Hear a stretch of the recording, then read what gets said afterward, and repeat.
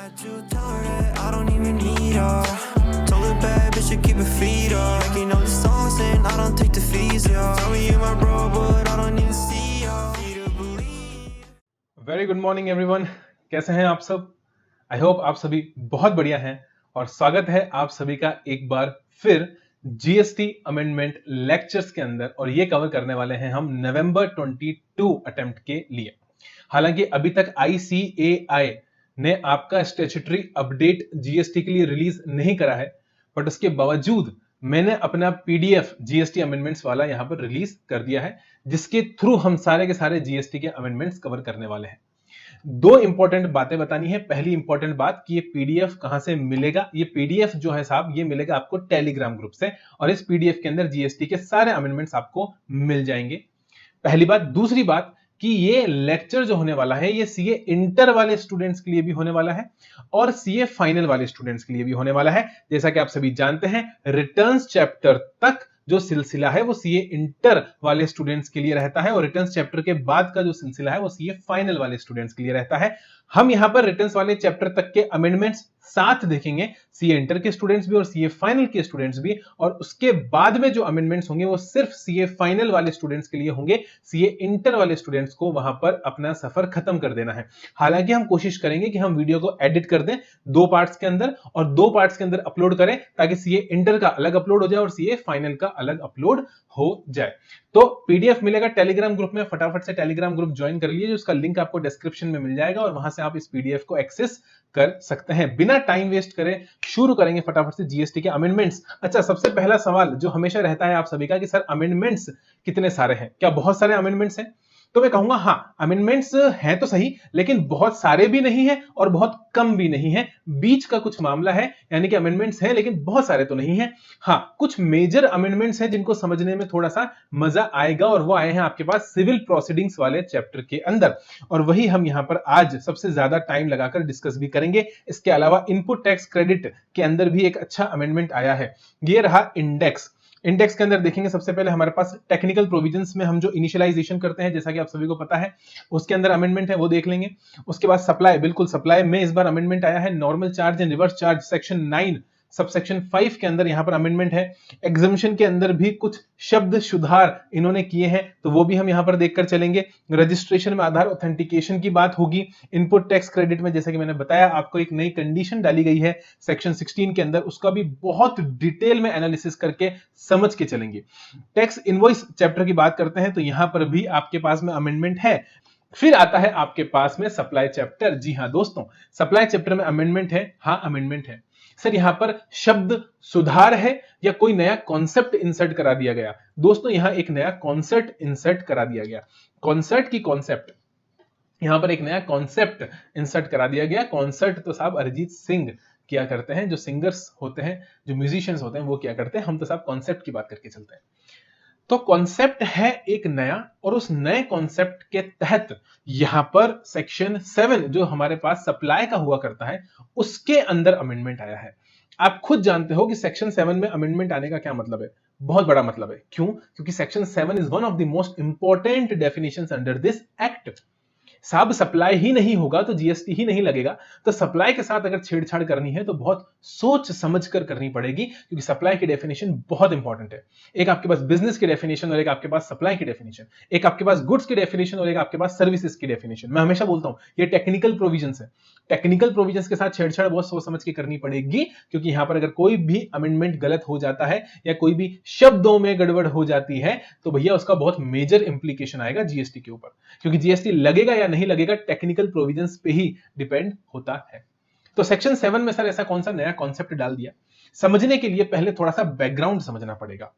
My dear friends, कुछ साल पहले हमारे ऑनरेबल अपेक्स कोर्ट यानी कि सुप्रीम कोर्ट ऑफ इंडिया ने एक जजमेंट सुनाया, और उस जजमेंट के तहत एक कॉन्सेप्ट ऑफ म्यूचुअलिटी, इसे आप प्रिंसिपल ऑफ म्यूचुअलिटी भी बोल सकते हो या फिर आप डॉक्ट्राइन ऑफ म्यूचुअलिटी भी बोल सकते हो, को अपहेल्ड किया। क्या बोला सर आपने? मैंने बोला कि जो हमारे पास में हमारे सुप्रीम कोर्ट है, उन सुप्रीम कोर्ट ने एक क्या सुनाया? जजमेंट सुनाया, और उस जजमेंट के अंदर उन्होंने क्या करा? अपहेल्ड करा। अपहेल्ड मतलब कि सही ठहराना, सही ठहराया। और किसको सही ठहराया? Doctrine of mutuality, doctrine of mutuality को अपहेल्ड किया, सही ठहराया कि हां डॉक्ट्राइन ऑफ म्यूचुअलिटी का कॉन्सेप्ट सही है। सर केस क्या था, बात क्या थी, लड़ाई क्या थी? लड़ाई ये थी साहब कि अगर कोई क्लब, यानी कि चाहे वो इनकॉर्पोरेटेड हो चाहे वो अनइनकॉर्पोरेटेड हो, अगर कोई क्लब, कोई सोसाइटी या कोई भी एसोसिएशन ऑफ पर्संस एक्सेट्रा, कोई भी क्लब, सोसाइटी या एओपी, एओपी आप अच्छे से जानते हो, डेफिनेशंस के अंदर हमने पढ़ा भी है, association of persons, income tax के अंदर आप पढ़ते हो एसोसिएशन ऑफ पर्संस, अगर अपने मेंबर्स को किसी भी तरीके के गुड्स या फिर किसी भी तरीके की सर्विसेज प्रोवाइड करते हैं, तो यह माना जाएगा कि गुड्स और सर्विसेज एक ही इंसान को प्रोवाइड की गई है, मतलब कि there are no two separate persons. Principle of mutuality या फिर डॉक्ट्राइन ऑफ म्यूचुअलिटी क्या बोलता है? यह बोलता है कि a person can not trade with itself. क्या बोला? A person can not trade with itself. एक बात बताओ मुझे, क्या मैं अपने आप को माल बेच सकता हूं? क्या मैं अपने आप को माल बेच सकता हूं? या क्या मैं अपने आप से माल खरीद सकता हूं? The answer is no. किसी भी ट्रांजैक्शन को कंडक्ट करने के लिए there is a need of two separate persons. भैया दो इंसान होंगे तभी तो ट्रांजैक्शन होगा। एक इंसान क्या अपने आप से ट्रांजैक्शन कर सकता है? The answer is no. Principle of mutuality यही बोलता है कि क्लब, सोसाइटी, एओपीज जो होते हैं, they are no more separate from their persons, from their members. यानी कि जो एसोसिएशन ऑफ पर्संस है, सोसाइटी या क्लब है, भैया ये और इनके मेंबर्स एक ही हैं। There is no separation between them. ये बोलता है आपका डॉक्ट्राइन ऑफ म्यूचुअलिटी। अभी जो डॉक्ट्राइन है भाई साहब, इसको अपहेल्ड कर दिया सुप्रीम कोर्ट ने, बोला साहब बात तो सही है। तो अब दिक्कत क्या हुई साहब? हमारे जीएसटी में क्या दिक्कत हो गई? आई होप आपको जो डॉक्ट्राइन ऑफ म्यूचुअलिटी है वो समझ में आ गया। डॉक्ट्राइन ऑफ म्यूचुअलिटी का इतना सा मतलब है कि दो इंसान अलग अलग होंगे तभी ट्रांजैक्शन पॉसिबल है, एक इंसान अपने साथ ट्रांजैक्शन नहीं कर सकता। और ये कॉन्सेप्ट एप्लीकेबल होता है कहां पर? In case of club, in case of society, because ये जो मेंबर्स है ना दोस्त, यही कॉन्ट्रीब्यूट करते हैं और जो कॉन्ट्रीब्यूट ये करते हैं उसी से ही चीज खरीद के इनको दे दी जाती है। तो कंट्रीब्यूशन किसका? कंट्रीब्यूशन इनका, और इनके कंट्रीब्यूशन से इनको ही गुड्स और सर्विसेज प्रोवाइड कर दी जा रही है। तो यह माना जा रहा है कि there is no separate person. हमने ही एक पूल में कंट्रीब्यूट करा और उस पूल से हमने ही गुड्स और सर्विसेज विड्रॉ कर लिए। तो हम ही पैसा देने वाले और हम ही गुड्स और सर्विसेज लेने वाले। There is no separate person is there. बात समझ में आ रही है? हाँ जी सर, बात समझ में आ रही है। अब इस कॉन्सेप्ट के तहत, इस डॉक्ट्राइन ऑफ म्यूचुअलिटी के रहते हुए आखिर क्या प्रॉब्लम आएगी जीएसटी में? सोच के देखो। जीएसटी में यह प्रॉब्लम आएगी साहब कि ये जो लैग ऑफ ट्रांजैक्शन है, ये जो ट्रांजैक्शन हो रहा है किसके बीच में? क्लब, सोसाइटी, एओपी और उसके मेंबर्स के बीच में। क्योंकि आपने बोल दिया कि ये तो प्रिंसिपल ऑफ म्यूचुअलिटी एप्लीकेबल हो गया, क्योंकि आपने बोल दिया कि ये तो doctrine of mutuality, they are no more two separate persons. आपने ये बोल दिया कि they are no more two separate persons, भैया सेल नहीं बन पाएगा, क्योंकि सेल ऑफ गुड्स एक्ट के हिसाब से सेल होने के लिए दो सेपरेट पर्संस का होना जरूरी है। There is a contract always between two separate persons. एक सिंगल पर्सन अपने आप के साथ कॉन्ट्रैक्ट नहीं कर सकता। यह दिक्कत यहां पर आ जाएगी। और क्योंकि सेल नहीं बनेगा तो आप इसे 7(1)(a) में विद कंसीडरेशन सप्लाई नहीं बना पाओगे। I am repeating, all forms of supply जो हमने पढ़े थे, मैं रिपीट कर रहा हूं, all forms of supply, all forms of supply, जहां पर एक बहुत ही शानदार मेमोरी टेक्निक मैंने आपको दी थी। क्या था बताओ, फटाफट से बताओ मुझे। DSLR lab T. क्या था? DSLR lab T. तो डीएसएलआर लैब टी के अंदर क्या आता है और क्या नहीं आता है बताओ भाई। Sir DSLR lab T, disposal, sale, licence, renting, lease, exchange, barter और ट्रांसफर। क्या ये सारे के सारे एक्टिविटी, क्या ये सारे के सारे ट्रांजैक्शन एक इंसान अपने आप से कर सकता है? क्या वो अपने आप को डिस्पोज कर सकता है? क्या वो अपने आप को सेल कर सकता है, लाइसेंस कर सकता है, रेंट कर सकता है, लीज कर सकता है, एक्सचेंज कर सकता है, बार्टर कर सकता है या ट्रांसफर कर सकता है? अपने आप को ट्रांसफर कर लूंगा क्या मैं? Answer is no. तो क्या ये 7(1)(a) में सप्लाई बन पाएगा? कौन से ट्रांजेक्शन की बात कर रहे हो सर आप? दोस्तों मैं इस ट्रांजेक्शन की बात कर रहा हूं। I am talking about this transaction. ये जो ट्रांजेक्शन आपको नजर आ रहा है ना, इस ट्रांजेक्शन की बात कर रहा हूं, the transaction between the club, society, AOP and between the members, इस ट्रांजेक्शन की। और ये ट्रांजेक्शन बन ही नहीं रहा। क्यों नहीं बन रहा? क्योंकि सुप्रीम कोर्ट ने बोल दिया। क्या बोल दिया सर? सुप्रीम कोर्ट ने बोल दिया भैया यहां तो डॉक्ट्राइन ऑफ म्यूचुअलिटी एप्लीकेबल हो रहा है, ये ट्रांजेक्शन है ही नहीं। क्योंकि ये मेंबर्स ही पैसा डाल रहे हैं और अपने पैसे से गुड्स और सर्विसेज ले रहे हैं, तो there is no separate transaction. Sir अब आपके दिमाग में एक चीज आ सकती है, आप में से कोई होशियार बच्चा बोलेगा कि सर गुड्स और सर्विसेज की सेल तो हो रही है ना, तो देखो ट्रांजैक्शन को समझने की कोशिश करो दोस्त, गुड्स और सर्विसेज की सेल तो हो रही है, लेकिन यहां पर तीन पार्टीज इन्वॉल्व है। मैं बताता हूं आपको, एक तरफ है सप्लायर, एक तरफ है सप्लायर। सप्लायर किसका? सप्लायर ऑफ गुड्स या फिर सप्लायर ऑफ सर्विसेज। फिर है आपके पास में बीच में एओपी बोल लो, आप इसे क्लब बोल लो, या फिर आप इसे कोई सोसाइटी बोल लो, और फिर है आपके पास में इनके मेंबर्स। मामला कुछ इस तरह से है, ठीक है? ओके, समझ में आ गया सर, कोई दिक्कत की बात नहीं है। अब सर एक बात बताओ कि ये जो ट्रांजैक्शन हो रहा है किसके बीच में? मेंबर्स और एसोसिएशन ऑफ पर्संस और क्लब्स के बीच में। किसके बीच में? मेंबर्स, एसोसिएशन ऑफ पर्संस और क्लब के बीच में। ये तो ये है भाई कि इन्होंने पैसा डाला, इन्होंने यहां पर पैसा डाला और ये पैसे से इन्होंने ही गुड्स और सर्विसेज खरीदे। अब जब इन्होंने ही गुड्स और सर्विसेज खरीदे होंगे इसी पैसे से, तो एक चीज को समझना कि हमारा पेज जो है साहब वो चेंज हो जाता है। तो हम जो है वापस आ जाते हैं पुराने वाले पेज पे। लीजिए सर आगे, ये रहा। अब हो ये रहा है कि साहब ये गुड्स और सर्विसेज ये बेचे गए, बिल्कुल बेचे गए, कोई दो राय नहीं है, लेकिन हमने बोला कि साहब ये इन्हें नहीं, ये इन्हें ही बेचे गए। वापस रिपीट करता हूं, क्या बोला मैंने? मैंने बोला कि साहब गुड्स और सर्विसेज दिए गए। किसे दिए गए? मैंने बोला कि कंट्रीब्यूशन किया गया। कंट्रीब्यूशन किसके द्वारा किया गया साहब? I am again repeating, contribution किया गया मेंबर्स के द्वारा, और उस कंट्रीब्यूशन से ही गुड्स और सर्विसेज खरीदे गए। तो इन्होंने बोल दिया प्रिंसिपल ऑफ म्यूचुअलिटी के रहते कि ये जो गुड्स और सर्विसेज बेचे, ये गुड्स और सर्विसेज डायरेक्टली मेंबर्स को ही बेच दिए, क्योंकि साहब कंट्रीब्यूशन डायरेक्टली उनका ही था। ऐसा यहां पर केस बन रहा है। तो जो सेल हो रही है सप्लायर के द्वारा, उस पर तो जीएसटी लग रहा है।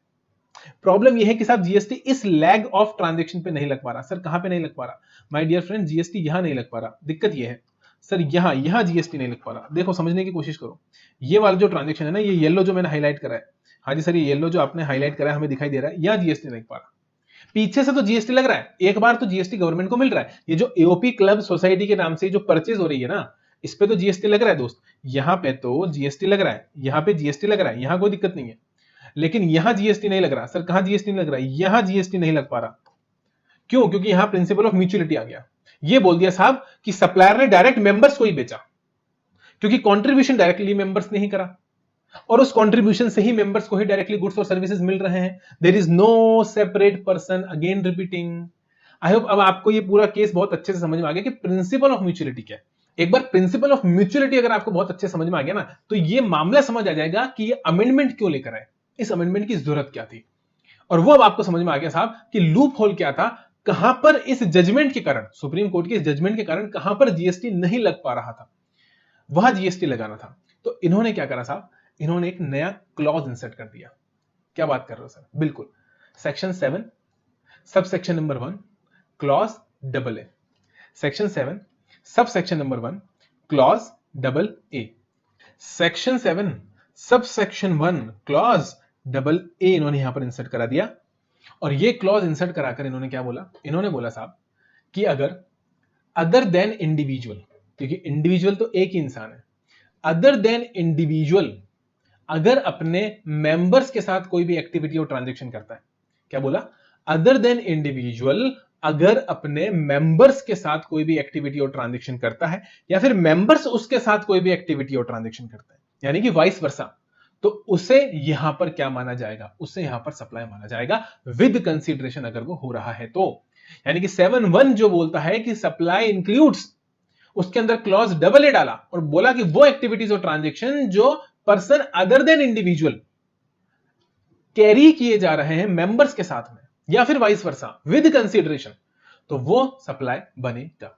और यहां पर एक एक्सप्लेनेशन डाली, और एक्सप्लेनेशन डालकर ये बोल दिया, बहुत बड़ी बात बोल दी साहब, कि किसी भी कानून में कहीं भी लिखा हो या किसी भी जजमेंट में यह बोला गया हो, किसी भी कोर्ट के किसी भी डिक्री में, किसी भी ऑर्डर में, हम सबको सेट असाइड कर देते हैं। जी हां, नॉट विद स्टैंडिंग लगा दिया, बोला notwithstanding any judgment और any law for the time being in force. हम ये मानेंगे कि इस तरह का ट्रांजैक्शन जो मेंबर्स के बीच में हुआ है, जो उस club, society, association of person यानी उस पर्सन अदर देन इंडिविजुअल और उस मेंबर के बीच में हुआ है, यहां पर यह माना जाएगा कि ये दोनों सेपरेट पर्सन थे और ट्रांजैक्शन सेपरेट पर्संस के बीच में किया गया है। ऐसा इस क्लॉज डबल ए के अंदर बोल दिया गया। वापस रिपीट करूं? हाँ जी सर, वापस रिपीट करिए। क्लॉज डबल ए ने क्या बोला? क्लॉज डबल ए ने बोला कि पर्सन अदर देन इंडिविजुअल और उसके मेंबर्स के बीच में जो भी एक्टिविटी ट्रांजैक्शन होगा उसे हम यहां पर सप्लाई मानेंगे विद कंसीडरेशन। क्या बोला?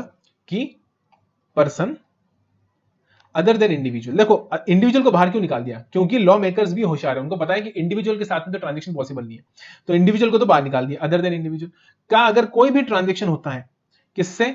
अपने मेंबर्स के साथ कोई भी एक्टिविटी और ट्रांजैक्शन होता है, या तो वो मेंबर के को दे रहा हो या मेंबर दे रहा हो, यानी कि वाइस वर्सा, दोनों कवर्ड है।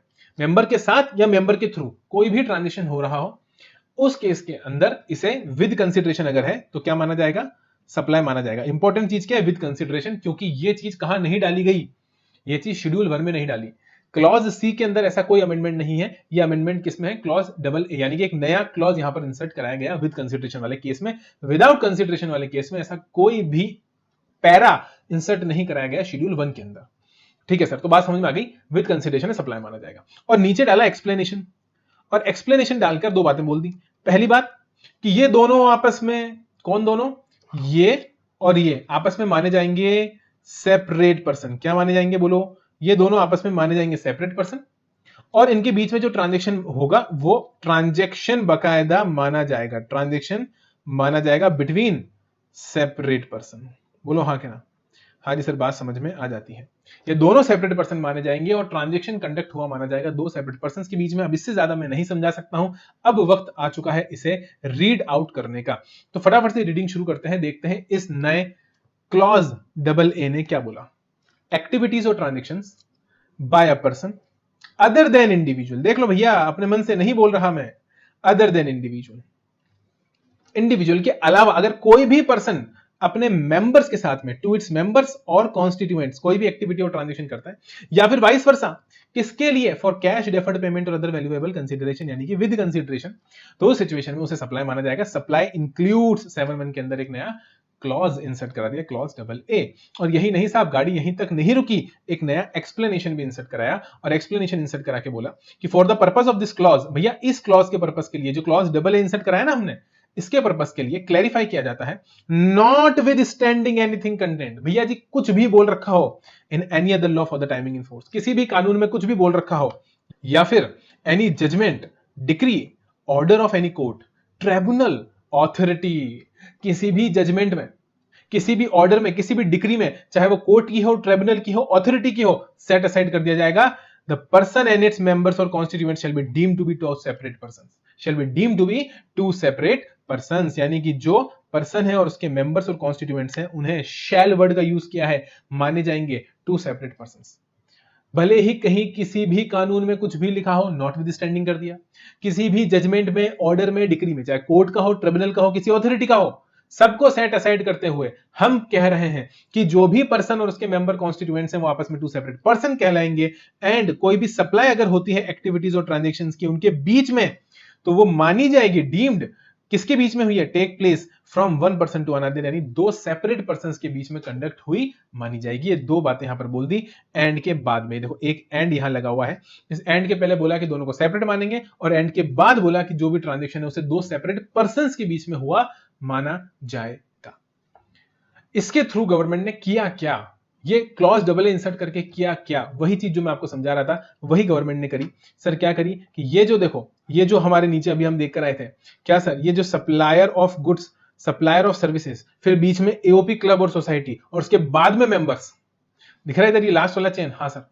इसके अंदर जो सेकंड ट्रांजैक्शन का जो सेकंड लैग है, जो किसके बीच में? एओपी क्लब, सोसाइटी और मेंबर्स के बीच में, वहां जीएसटी नहीं लग पा रहा था। क्यों नहीं लग पा रहा था? क्योंकि साहब डॉक्ट्राइन ऑफ म्यूचुअलिटी वहां पर था, उसको सेट असाइड कर दिया गवर्नमेंट ने। वो जो सुप्रीम कोर्ट की रूलिंग है उसको भी सेट असाइड कर दिया। क्यों? क्योंकि क्लॉज डबल ए की लैंग्वेज क्या है? Notwithstanding, notwithstanding any judgement, notwithstanding any judgement of any court. भैया सुप्रीम कोर्ट को भी सेट असाइड कर दिया। समझे? हाँ जी सर, बात समझ में आ गई। और यहां पर क्योंकि उन्हें जीएसटी लगाना था, जीएसटी लगा दिया। भैया पीछे तो जीएसटी लग रहा था, यहां जीएसटी लग रहा था, अब यहां पर भी जीएसटी लगेगा। यानी कि ये माना जाएगा कि ये डायरेक्टली मेंबर्स के द्वारा नहीं, बल्कि बीच में एओपी, सोसाइटी, क्लब है और फिर बीच में इधर मेंबर्स हैं, यानी कि बीच में एक सेपरेट पर्सन की एग्जिस्टेंस इस क्लॉज डबल ए ने क्रिएट कर दी।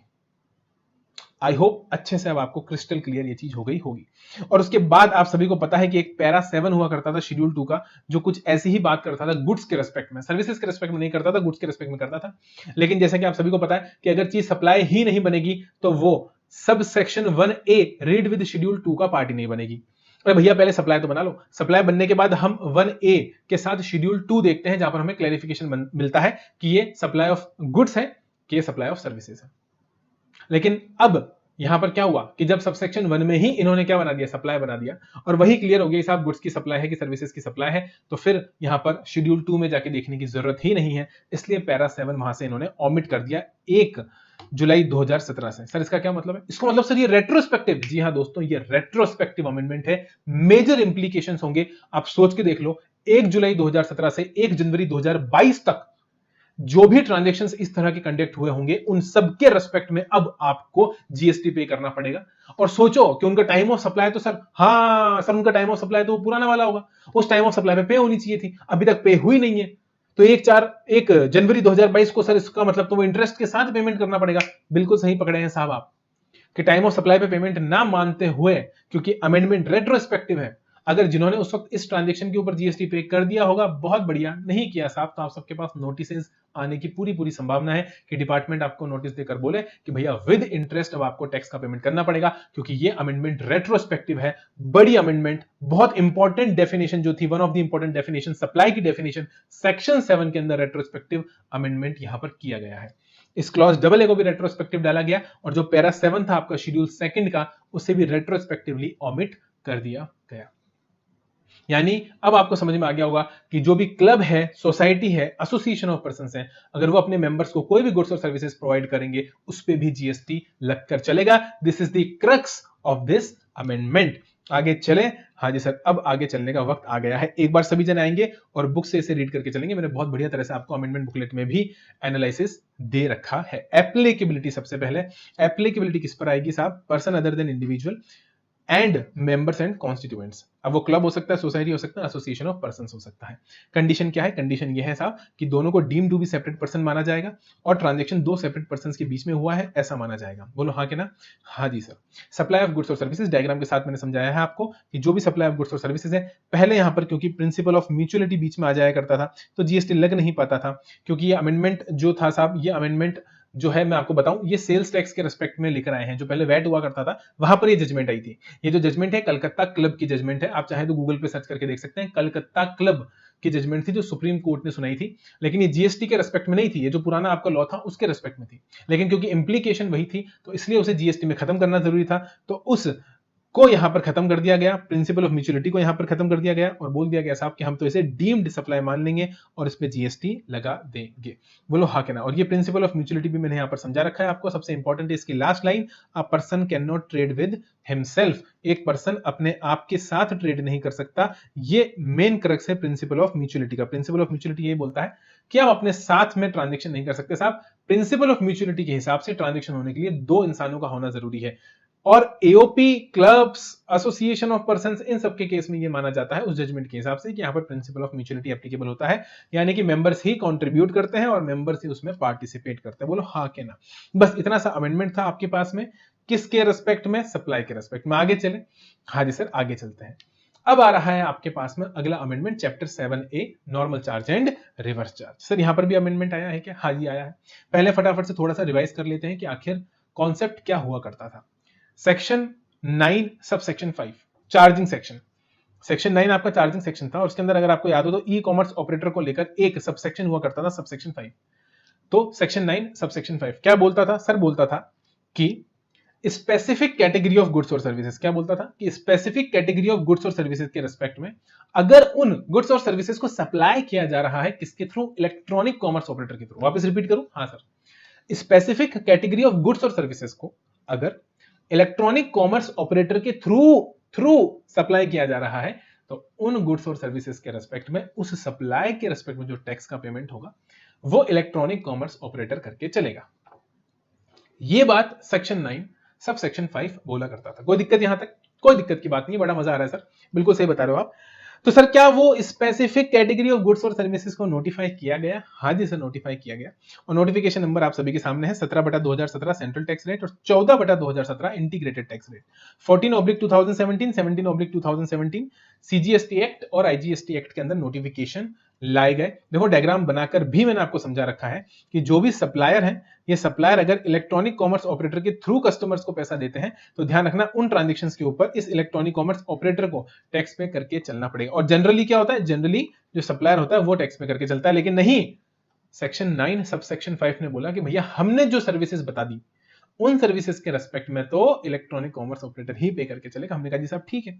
ऐसा ही कुछ आपको इस नोटिफिकेशन के अंदर भी लिखा हुआ मिलता है। सर क्या कोई सर्विसेज यहां पर नोटिफाई की गई? देखो ये रहा, क्या कोई सर्विसेज यहां पर नोटिफाई की गई? हाँ, नोटिफाई की गई। ऑलरेडी हम पढ़ चुके हैं हमारी रेगुलर क्लासेस के अंदर, फास्ट ट्रैक क्लासेस के अंदर, रिवीजन क्लासेस के अंदर, कि जो ट्रांसपोर्टेशन ऑफ पैसेंजर का मामला था वो ऑलरेडी कवर था। यहां पर हम एग्जांपल लेते हैं किसका? सर यहां पर हम एग्जांपल लेते हैं उबर का और ओला का। बिल्कुल सही है। फिर सर अकोमोडेशन इन होटल से रिलेटेड भी कुछ तो था। यहां पर हम एग्जांपल लेते थे ओयो रूम्स। किसका एग्जांपल लेते हैं? ओयो रूम्स ले सकते हो, मेक माई ट्रिप ले सकते हो, जो भी होटल से कनेक्टेड एप्लीकेशन है उनका एग्जांपल हम यहां पर लिया करते थे। और उसके बाद हम जो है हाउस कीपिंग, प्लम्बिंग, कारपेंटिंग यानी मिक्स्ड सर्विसेज, यहां पर हम यूसी क्लैब, यहां पर हम यूसी क्लैब का हम जो है वो एग्जांपल लिया करते थे। ऐसा कुछ यूसी करके होता था, एप्लीकेशन है, उसका हम यहां पर एग्जांपल लिया करते थे। अब हुआ ऐसा साहब, किसके अंदर एक नई एंट्री और इंसर्ट करा दी गई। ओ माय गॉड, जी हाँ दोस्तों, यहां पर एक नया अमेंडमेंट लाकर एक नई एंट्री इंसर्ट करा दी गई, एक नई सर्विस नोटिफाई कर दी गई। गवर्नमेंट का पेट नहीं भरा साहब, और गवर्नमेंट ने इस बार लात मार दी किसके ऊपर? जोमेटो, स्विगी, फूड पांडा, जी हाँ, इस तरह की जो एप्लीकेशन है उनके पेट पे लात मार दी, उनका कंप्लायंस बढ़ा दिया और कह दिया साहब कि रेस्टोरेंट सर्विसेज अगर आपके थ्रू दी जा रही हैं, कौन सी सर्विसेज? रेस्टोरेंट सर्विसेज अगर आपके थ्रू दी जा रही हैं तो उस पे जीएसटी आप पे करके चलेंगे। और ये ऑलवेज वाली कंडीशन है माय डियर, ऑलवेज वाली कंडीशन। याद करो, इससे पहले कुछ ऐसी कंडीशंस भी हुआ करती थी जहां पर अगर सप्लायर रजिस्टर्ड था तो सप्लायर देगा, सप्लायर रजिस्टर्ड नहीं था तो इलेक्ट्रॉनिक कॉमर्स ऑपरेटर देगा।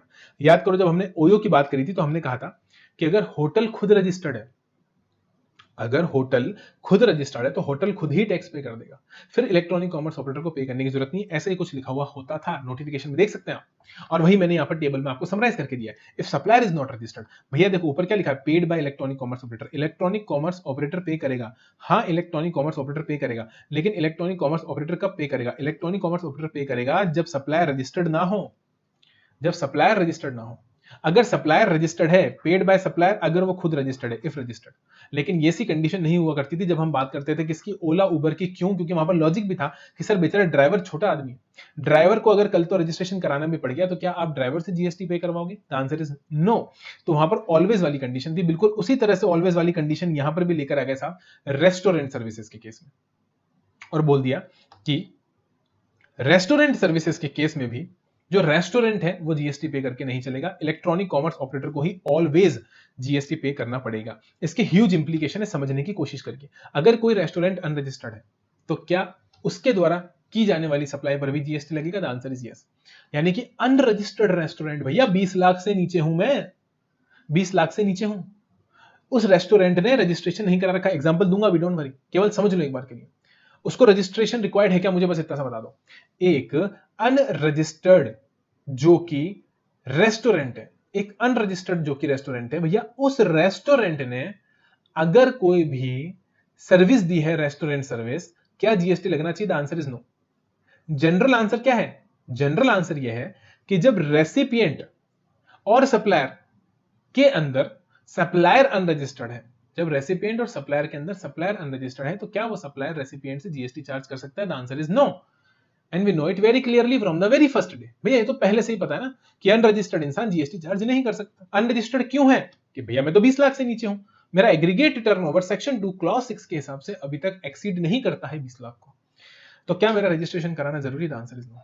लेकिन आपको पता है, यही रेस्टोरेंट सर्विस प्रोवाइडर ने अगर अपना पिज्जा, अपना बर्गर, अपना पनीर टिक्का, अपना हंगामा पनीर, शाही पनीर अगर जोमेटो के थ्रू या स्विगी के थ्रू बेच दिया तो जीएसटी लग जाएगा। क्या बात कर रहे हो सर? हाँ, समझने की कोशिश करना, वापस समझाता हूं आपको। मैंने कहा कि अगर कोई भी रेस्टोरेंट अनरजिस्टर्ड है, कोई भी रेस्टोरेंट अगर क्या है, अनरजिस्टर्ड है जीएसटी में, जिसे आप प्यार से यूआरपी बोलते हो, अनरजिस्टर्ड पर्सन, अनरजिस्टर्ड पर्सन है, क्या ये अगर कोई डायरेक्ट सेल करता है, यानी कि कोई इंसान रेस्टोरेंट अपनी गाड़ी से खुद चलकर गया है और जाकर वहां पर हंगामा पनीर ऑर्डर करता है, तो होटल या जो रेस्टोरेंट है वो जो बिल बना के देगा, वो जो इनवॉइस बना के देगा, क्या उस पर जीएसटी होगा? The answer is no. लेकिन यही रेस्टोरेंट, यही अनरजिस्टर्ड पर्सन अगर सेल कर देता है इलेक्ट्रॉनिक कॉमर्स ऑपरेटर के थ्रू, तो आप सभी को बताना चाहूंगा इलेक्ट्रॉनिक कॉमर्स ऑपरेटर इस पे जीएसटी चार्ज कर लेगा। और यही मैंडेटरीनेस, यही मैंडेटरीपन, आप इसको कुछ भी बोल सकते हो, 95 के द्वारा लाया गया। यही मैंडेटरी कंडीशन 95 के द्वारा लाई गई और बोल दिया गया साहब कि हर एक ट्रांजैक्शन जो इलेक्ट्रॉनिक कॉमर्स ऑपरेटर के थ्रू हो रहा है रेस्टोरेंट सर्विस का, उसके रेस्पेक्ट में इलेक्ट्रॉनिक कॉमर्स ऑपरेटर खुद जीएसटी पे करके चलेगा, ऐसे यहां पर बोल दिया गया। और ये कंडीशन यहां पर आ जाती है माय डियर फ्रेंड्स। जिस तरह से पहले ओला उबर कवर हो रखे थे, ओयो रूम्स कवर हो रखा था, यूसी क्लैब कवर हो रखा था, बिल्कुल उसी तरह से अब यहां पर आपके पास जोमेटो और स्विगी और फूड पांडा जैसे एप्लीकेशंस भी कवर हो जाते हैं। बोलो हाँ कि ना? हाँ जी सर, बात समझ में आ जाती है। अब देखो साहब, यही नहीं, इसी के साथ एक यहां पर कंडीशन भी है कि जो रेस्टोरेंट यहां पर बताए गए हैं वो स्पेसिफाइड प्रीमाइसेस वाले होने चाहिए कि नहीं होने चाहिए? सर स्पेसिफाइड प्रीमाइसेस वाले होने चाहिए। ये देखो यहां पर कुछ तो स्पेसिफाइड प्रीमाइसेस की कंडीशन है और वो मैंने यहां पर आपके साथ हाईलाइट भी कर दिया। उसका सिंपल सा मतलब ये है कि specified premises means premises providing hotel accommodation service having declared tariff of a unit of accommodation above 7500 per unit per day or equivalent। क्या बोला? supply of restaurant service other than the services supplied by restaurant eating joint located in specified premises।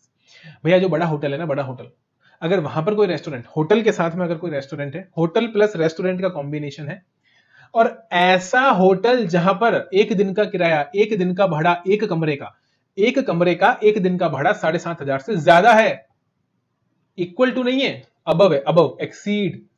अगर fix 7,500 है, 7,500 अगर fix है या फिर उससे कम है, तो वो यहां पर कवर हो जाएगा।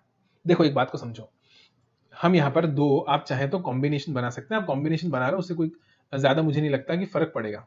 देखो इधर होटल प्लस रेस्टोरेंट ऐसे बोल लो, ओनली रेस्टोरेंट बोल लो। क्या बोला मैंने? होटल प्लस रेस्टोरेंट, चाहे ओनली रेस्टोरेंट।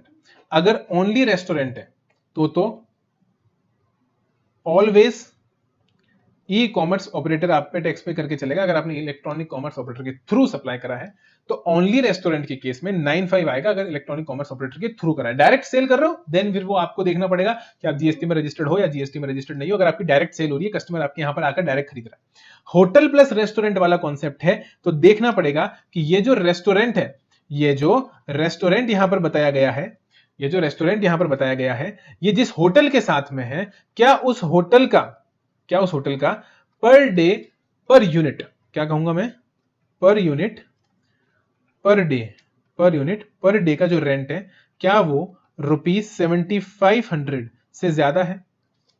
अगर हां ज्यादा है तो ऐसा रेस्टोरेंट जो भी सर्विसेज इलेक्ट्रॉनिक कॉमर्स ऑपरेटर के थ्रू देगा, उस पर रेस्टोरेंट खुद जीएसटी पे करके चलेगा। अगर ज्यादा है तो 7,500 से ज्यादा है तो, लेकिन अगर 7,500 है या 7,500 से कम है तो उस सिचुएशन के अंदर इलेक्ट्रॉनिक कॉमर्स ऑपरेटर खुद टैक्स पे करके चलेगा। आई होप अब आपको ये सिचुएशन बहुत अच्छे से क्लियर हो गई होगी। चाहे तो इसका स्क्रीनशॉट ले लें। सर ये नोट्स हमें कहां मिलेंगे? जो आप हाथ से लिख रहे हो, इसका भी लिंक मैं डिस्क्रिप्शन में डाल दूंगा, डाउनलोड कर लेना, कोई दिक्कत की बात नहीं है। अभी समझने पे ध्यान दो कि मैं बोल क्या रहा हूं। मैं बोल ये रहा हूं कि अगर होटल प्लस रेस्टोरेंट वाला कॉन्सेप्ट है तो सिचुएशन में चेक करो कि होटल स्पेसिफाइड प्रीमाइसेस में आता है कि नहीं आता है। स्पेसिफाइड प्रीमाइसेस का मतलब वो प्रीमाइसेस जहां पर डे पर यूनिट का जो रेंट है वो एक्सीड करता है 7,500 को। अगर ऐसा होटल है जहां पर एक दिन का एक कमरे का किराया 7,500 से ज्यादा है, तो ऐसे होटल के साथ जो भी रेस्टोरेंट है, ये रेस्टोरेंट खुद जीएसटी पे करेगा, भले ये इलेक्ट्रॉनिक कॉमर्स ऑपरेटर के थ्रू सप्लाई कर रहा हूं। क्या बोला मैंने? ऐसे होटल के साथ जो रेस्टोरेंट है, वो रेस्टोरेंट भले ही इलेक्ट्रॉनिक कॉमर्स ऑपरेटर के थ्रू सप्लाई कर रहा हो, इस रेस्टोरेंट को ही जीएसटी पे करके चलना है। भले वो डायरेक्ट सेल करे चाहे इलेक्ट्रॉनिक कॉमर्स ऑपरेटर के थ्रू सेल करे, जीएसटी पे होगा। हाँ होगा। कौन करेगा? रेस्टोरेंट खुद करेगा। सर अगर रेस्टोरेंट रजिस्टर्ड ना हो तो? नहीं है तो नहीं करेगा। नहीं है तो नहीं करेगा। लेकिन हाँ, कंडीशन है कि होटल के साथ में होना चाहिए और होटल स्पेसिफाइड प्रीमाइसेस यानी वहां का एक दिन का एक कमरे का किराया 7,500 से ऊपर होना चाहिए।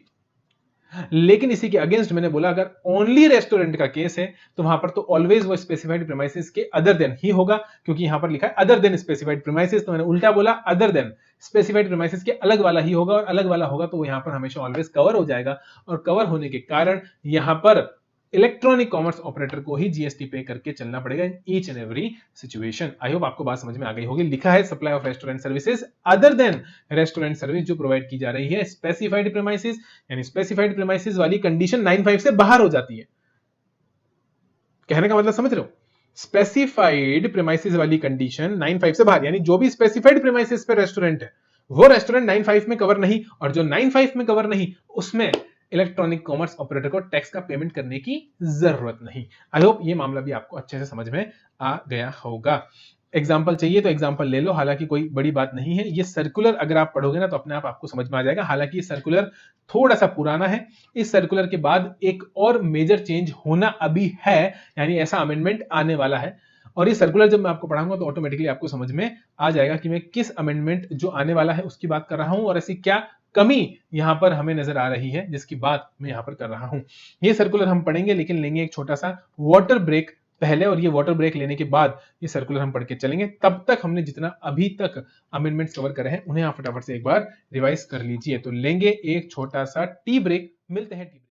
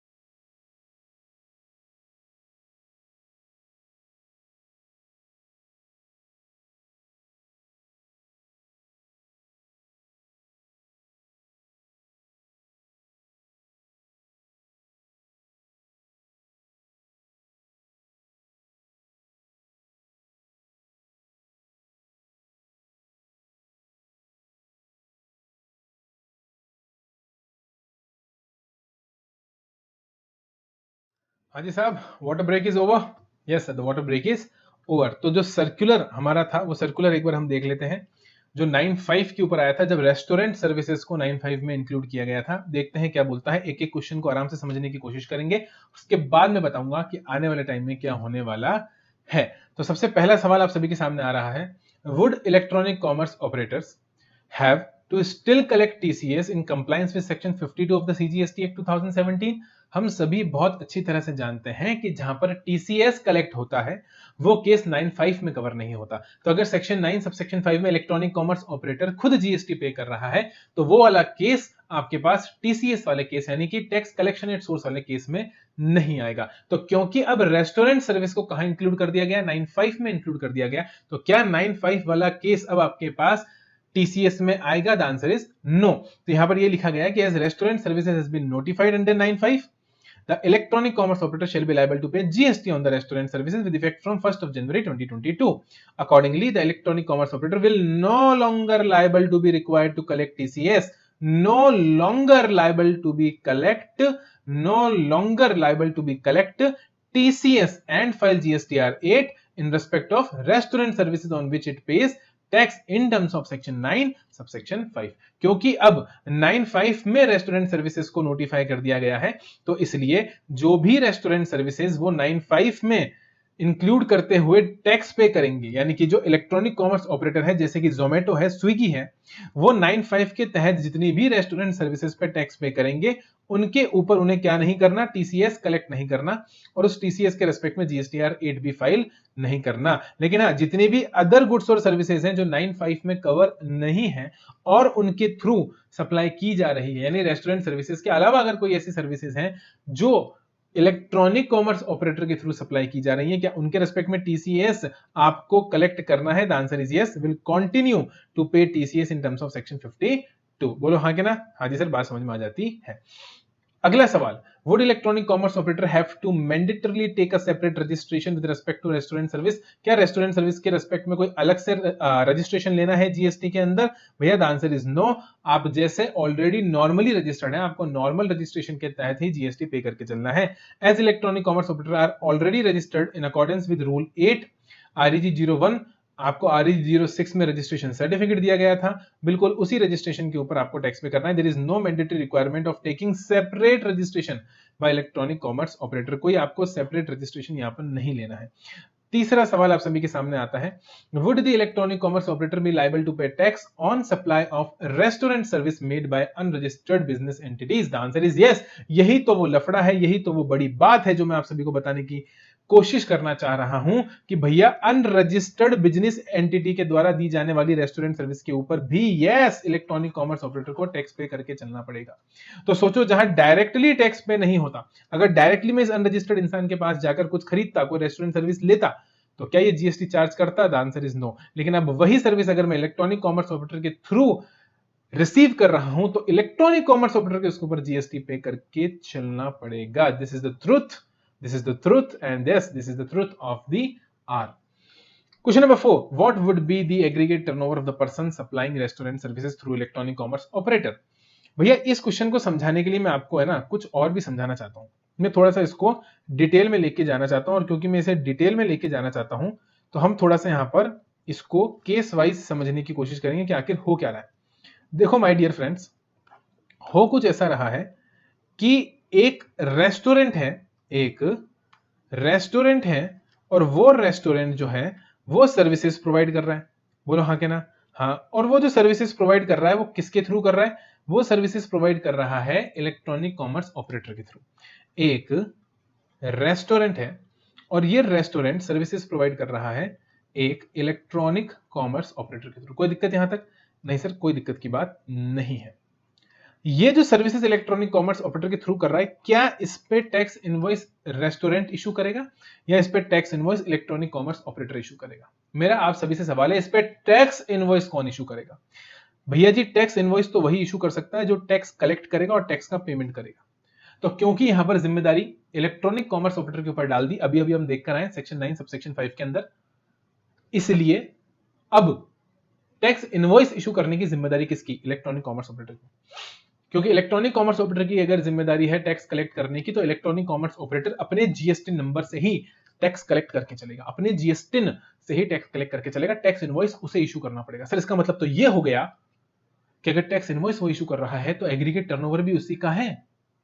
9(5) के हिसाब से तो ये जितना भी माल इलेक्ट्रॉनिक कॉमर्स ऑपरेटर के थ्रू बेचा जाएगा, इस पे GST collect electronic commerce operator कर रहा है, तो ये तो इलेक्ट्रॉनिक कॉमर्स ऑपरेटर की सप्लाई मान ली जाएगी। तो ये एग्रीगेट टर्नओवर तो फिर इलेक्ट्रॉनिक कॉमर्स ऑपरेटर का हो जाएगा। The answer is no. इस सर्कुलर के तहत ऐसा बोला गया कि नहीं, ऐसा नहीं होगा। इलेक्ट्रॉनिक कॉमर्स ऑपरेटर भले ही टैक्स कलेक्ट कर रहा हो, भले ही टैक्स का पेमेंट कर रहा हो, येट जो एग्रीगेट टर्नओवर की डेफिनेशन दे रखी है कहां पर? सेक्शन 2 क्लॉज 6 के अंदर ऑफ द सीजीएसटी एक्ट, उसके मुताबिक एग्रीगेट टर्नओवर ये रेस्टोरेंट का ही काउंट होगा, इलेक्ट्रॉनिक कॉमर्स ऑपरेटर का काउंट नहीं होगा। इलेक्ट्रॉनिक कॉमर्स ऑपरेटर इसे अपनी आउटवर्ड सप्लाईज में दिखाएगा जरूर। अब दिक्कत क्या होगी? देखो, यही तो मैं समझाने की कोशिश करना चाह रहा हूं। यहीं से अभी देखना आगे के सारे कॉन्सेप्ट्स आपके क्लियर हो जाएंगे। रिटर्न भरेंगे भैया, देखो मेरी बात सुनो, जीएसटीआर 1 और जीएसटीआर 3B, यहीं से मैं रिटर्न्स की बात करनी चालू करने वाला हूं। हालांकि इसकी बात अभी आगे बहुत जगहों पर होगी। इनपुट टैक्स क्रेडिट चैप्टर में भी मैं जीएसटीआर 1 जीएसटीआर 3B की बात करूंगा। तो रिटर्न चैप्टर पे तो आपकी पकड़ बहुत अच्छी होनी चाहिए, आपको अच्छे से पता होना चाहिए जीएसटीआर 1 क्या होता है और जीएसटीआर 3B क्या होता है। मुझे आप सबसे एक जवाब चाहिए। इलेक्ट्रॉनिक कॉमर्स ऑपरेटर जीएसटीआर 1 के अंदर अपनी आउटवर्ड सप्लाईज के रेस्पेक्ट में अभी जो फिलहाल फॉर्म बना पड़ा है, किसका? जीएसटीआर 1 का और जीएसटीआर 3B का। जो एट प्रेजेंट जीएसटीआर 1 और 3B का जो फॉर्मेट है, जो ऑनलाइन आप फिल करके चलते हो, उसके अंदर कोई भी सेपरेट फील्ड या सेपरेट कॉलम नहीं है जहां पर 9(5) के रेस्पेक्ट में सप्लाईज दिखाई जा सके। तो इसलिए for the time being electronic commerce operator अपने जीएसटीआर 1 के अंदर इसे B2C के अंदर आउटवर्ड सप्लाई, खुद की आउटवर्ड सप्लाई दिखाकर चलेगा भाई। और जब आप खुद की आउटवर्ड सप्लाई दिखाओगे तो लॉ के हिसाब से कहीं ना कहीं अगर ये आपकी आउटवर्ड सप्लाई है, आप इसे अपने जीएसटीआर 1 में दिखा रहे हो, जीएसटीआर 3B के अंदर आप इस पर टैक्स पे करके चल रहे हो, तो भैया ये तो आपका एग्रीगेट टर्नओवर हो गया। Then it is your aggregate turnover. How can you say कि भैया एग्रीगेट टर्नओवर तो उसी का रहेगा, रेस्टोरेंट वाले का। हाँ, टैक्स इससे पे करवा रहे, अरे यार रिटर्न के अंदर तो तुम फिर गलत तरीके से रिपोर्टिंग करवा रहे हो। Reporting to the government is need to be as per the law. When you are saying that the aggregate turnover is of the restaurant, not of the electronic commerce operator, then why the electronic commerce operator is reporting it as its own supplies while filing the GSTR? And this is the amendment required. And this is the amendment required in the format of GSTR1 and format of GSTR3B due to 9(5). क्योंकि आप खुद सोचो कि जब electronic commerce operator पे कर रहा है और ये उसकी खुद की सप्लाई नहीं है, तो एक सेपरेट कॉलम होना चाहिए जीएसटीआर 1 के अंदर भी और 3B के अंदर भी। जीएसटीआर 1 के अंदर एक कॉलम होना चाहिए कि भैया ये वो सप्लाईज हैं जो 9(5) वाली सप्लाईज हैं, इलेक्ट्रॉनिक कॉमर्स ऑपरेटर के लिए भी और रेस्टोरेंट वाले के लिए भी। तो रेस्टोरेंट वाला जब अपना रिटर्न भरेगा तो अपनी outward supplies, normal outward supply के लिए उसके पास में अलग कॉलम होगा। फॉर एग्जाम्पल अगर उसने डायरेक्ट 5 लाख का माल बेचा तो 5 लाख को इधर डालेगा और 5 लाख वो यहां डालेगा बचा हुआ। अगर 10 लाख का टोटल माल बेचा है जिसमें से 5 लाख का माल उसने डायरेक्ट बेचा, 5 लाख का माल उसने इलेक्ट्रॉनिक कॉमर्स ऑपरेटर के थ्रू बेचा, तो जो बचा हुआ 5 लाख है जो इलेक्ट्रॉनिक कॉमर्स ऑपरेटर के लिए बेचा, उसके लिए एक अलग से कॉलम होना चाहिए, एक अलग से फील्ड होना चाहिए रिटर्न के अंदर, रिटर्न फाइल करते वक्त, GSTR 1 statement of outward supplies file करते वक्त, ताकि क्रॉस चेक हो सके कि क्या इलेक्ट्रॉनिक कॉमर्स ऑपरेटर ने भी इस रेस्टोरेंट का 5 लाख दिखाया है क्या। तो ये मैच हो जाएगा आपस में कि हाँ, रेस्टोरेंट भी बोल रहा है कि हमने 5 लाख का बेचा और हाँ, इलेक्ट्रॉनिक कॉमर्स ऑपरेटर भी 5 लाख का ही दिखा रहा है। कि ये 9(5) पे हम जो टैक्स देंगे ना 3B के अंदर, ये 9(5) वो वाला है जो हमने किसी और का गुड्स हमारे थ्रू सप्लाई करा, ये हमारी खुद की सप्लाई नहीं है, ये सप्लाई है रेस्टोरेंट की जो हमारे थ्रू ही है। तो एक कॉलम होना चाहिए 9(5) का, जिसे यूज किया जा सके इलेक्ट्रॉनिक कॉमर्स ऑपरेटर के द्वारा भी और रेस्टोरेंट के द्वारा भी। और बिल्कुल इसी तरह से जब आप जीएसटीआर 3B फाइल करोगे तो 3B के अंदर भी एक कॉलम होना चाहिए कि टैक्स पेड अंडर 9(5), यानी कि ये जो जीएसटीआर 1 में सप्लाईज दिखाई थी इनके रेस्पेक्ट में जो टैक्स ऑटो पॉपुलेट होना चाहिए ना 3B के अंदर, वो 9(5) वाले कॉलम में होना चाहिए। इससे होगा ये कि 9(5) वाले कॉलम में जो टैक्स होगा ना वो क्लियर कट शो करेगा इस चीज को कि हाँ, ये टैक्स 9(5) वाला टैक्स है, ये मेरे खुद का टैक्स नहीं है, यानी मेरी खुद की आउटवर्ड सप्लाईज पे किया गया टैक्स नहीं है। और बिल्कुल इसी तरह से जब यहां पर ये बंदा पे करेगा टैक्स तो ये दिखाएगा कि 9(5) के तहत मैंने इतनी सप्लाईज करी थी, उसके ऊपर कोई टैक्स नहीं बनना चाहिए। यानी ये जो 5 लाख दिखाया था इसने, ये जो 5 लाख इसने दिखाया था माय डियर फ्रेंड्स, उस 5 लाख के ऊपर कोई टैक्स नहीं बनना चाहिए। क्यों? क्योंकि इस पे ऑलरेडी टैक्स कौन दे रहा है? इलेक्ट्रॉनिक कॉमर्स ऑपरेटर दे रहा है। This is the perfect matching of figures in GSTR 1 and GSTR 3B अगर फॉर्म को इस तरह से अमेंड किया जाता है। और मैं बताते हुए मुझे खुशी भी हो रही है कि आने वाले टाइम में इस तरह से फॉर्म आपका अमेंड हो जाएगा। इस तरीके का प्रेस नोट जीएसटीएन यानी कि जो नेटवर्क है, जो जीएसटी पोर्टल बनाता है, उनकी तरफ से इस तरीके की बात आ चुकी है। एपीआई जो सॉफ्टवेयर कंपनीज को इशू किया जाता है उसके अंदर कुछ इस तरीके का बोला गया है कि आने वाले टाइम में बिल्कुल इसी तरह से रिपोर्टिंग होकर चलेगी and this is the perfect way to report. आप खुद मुझे बताइए ना कि क्या ये सही नहीं है?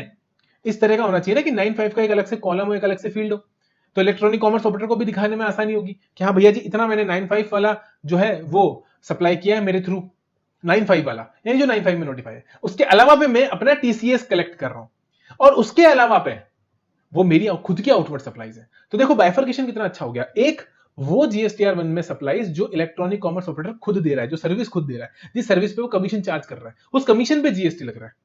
एक वो ट्रांजेक्शन। दूसरा ट्रांजेक्शन जो अदर देन 9(5) वाली सप्लाईज है, जो अदर देन 9(5) वाली सप्लाईज इलेक्ट्रॉनिक कॉमर्स ऑपरेटर के थ्रू दी जा रही है, वो भी इलेक्ट्रॉनिक कॉमर्स ऑपरेटर का एग्रीगेट टर्नओवर नहीं है, वो भी किसी और का एग्रीगेट टर्नओवर है, बट वो उसके थ्रू दिया जा रहा है, बट वो 9(5) में कवर नहीं होता, उसके ऊपर टीसीएस कलेक्ट करना है।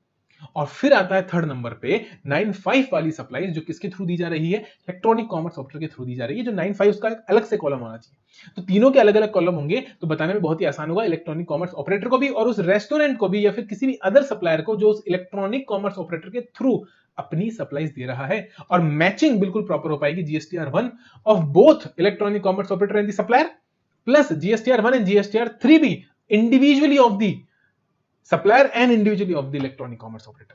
क्योंकि जो आप जीएसटीआर 1 में दिखाओगे, अगर रेस्टोरेंट बोलेगा कि भैया जी मैंने तो अपने जीएसटीआर 1 में 5 लाख दिखाया था, मैंने तो अपने जीएसटीआर 1 में 5 लाख दिखाया था रिटर्न भरते वक्त, कितना दिखाया था?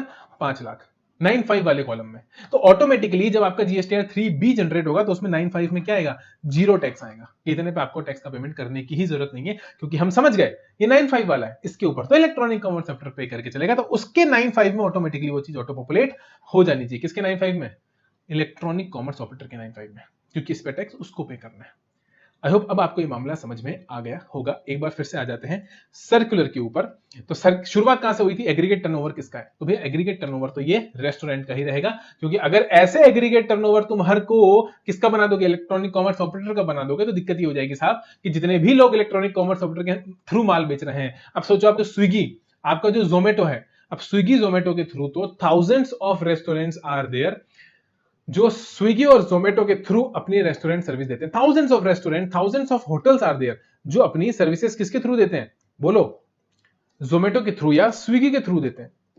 तो ये सारा का सारा टर्नओवर अगर मैं जोमेटो और स्विगी में ऐड कर दूंगा तो सोचो इनका टर्नओवर कहां पहुंच जाएगा। तो ये तो बिल्कुल गलत है कि आप किसी और का एग्रीगेट टर्नओवर किसी और का बना दो, दिस इज टोटली रॉन्ग। बोलो हाँ के ना, हाँ जी सर, वही बात यहां पर क्लैरिफाई भी की गई है, आप एक बार के लिए इसको पढ़ के चल सकते हैं। अब आपके पास आता है पॉइंट नंबर 5, क्या बोलता है, Can the supplies of restaurant service made through electronic commerce operator be recorded as inward supplies of electronic commerce operator? The answer is no.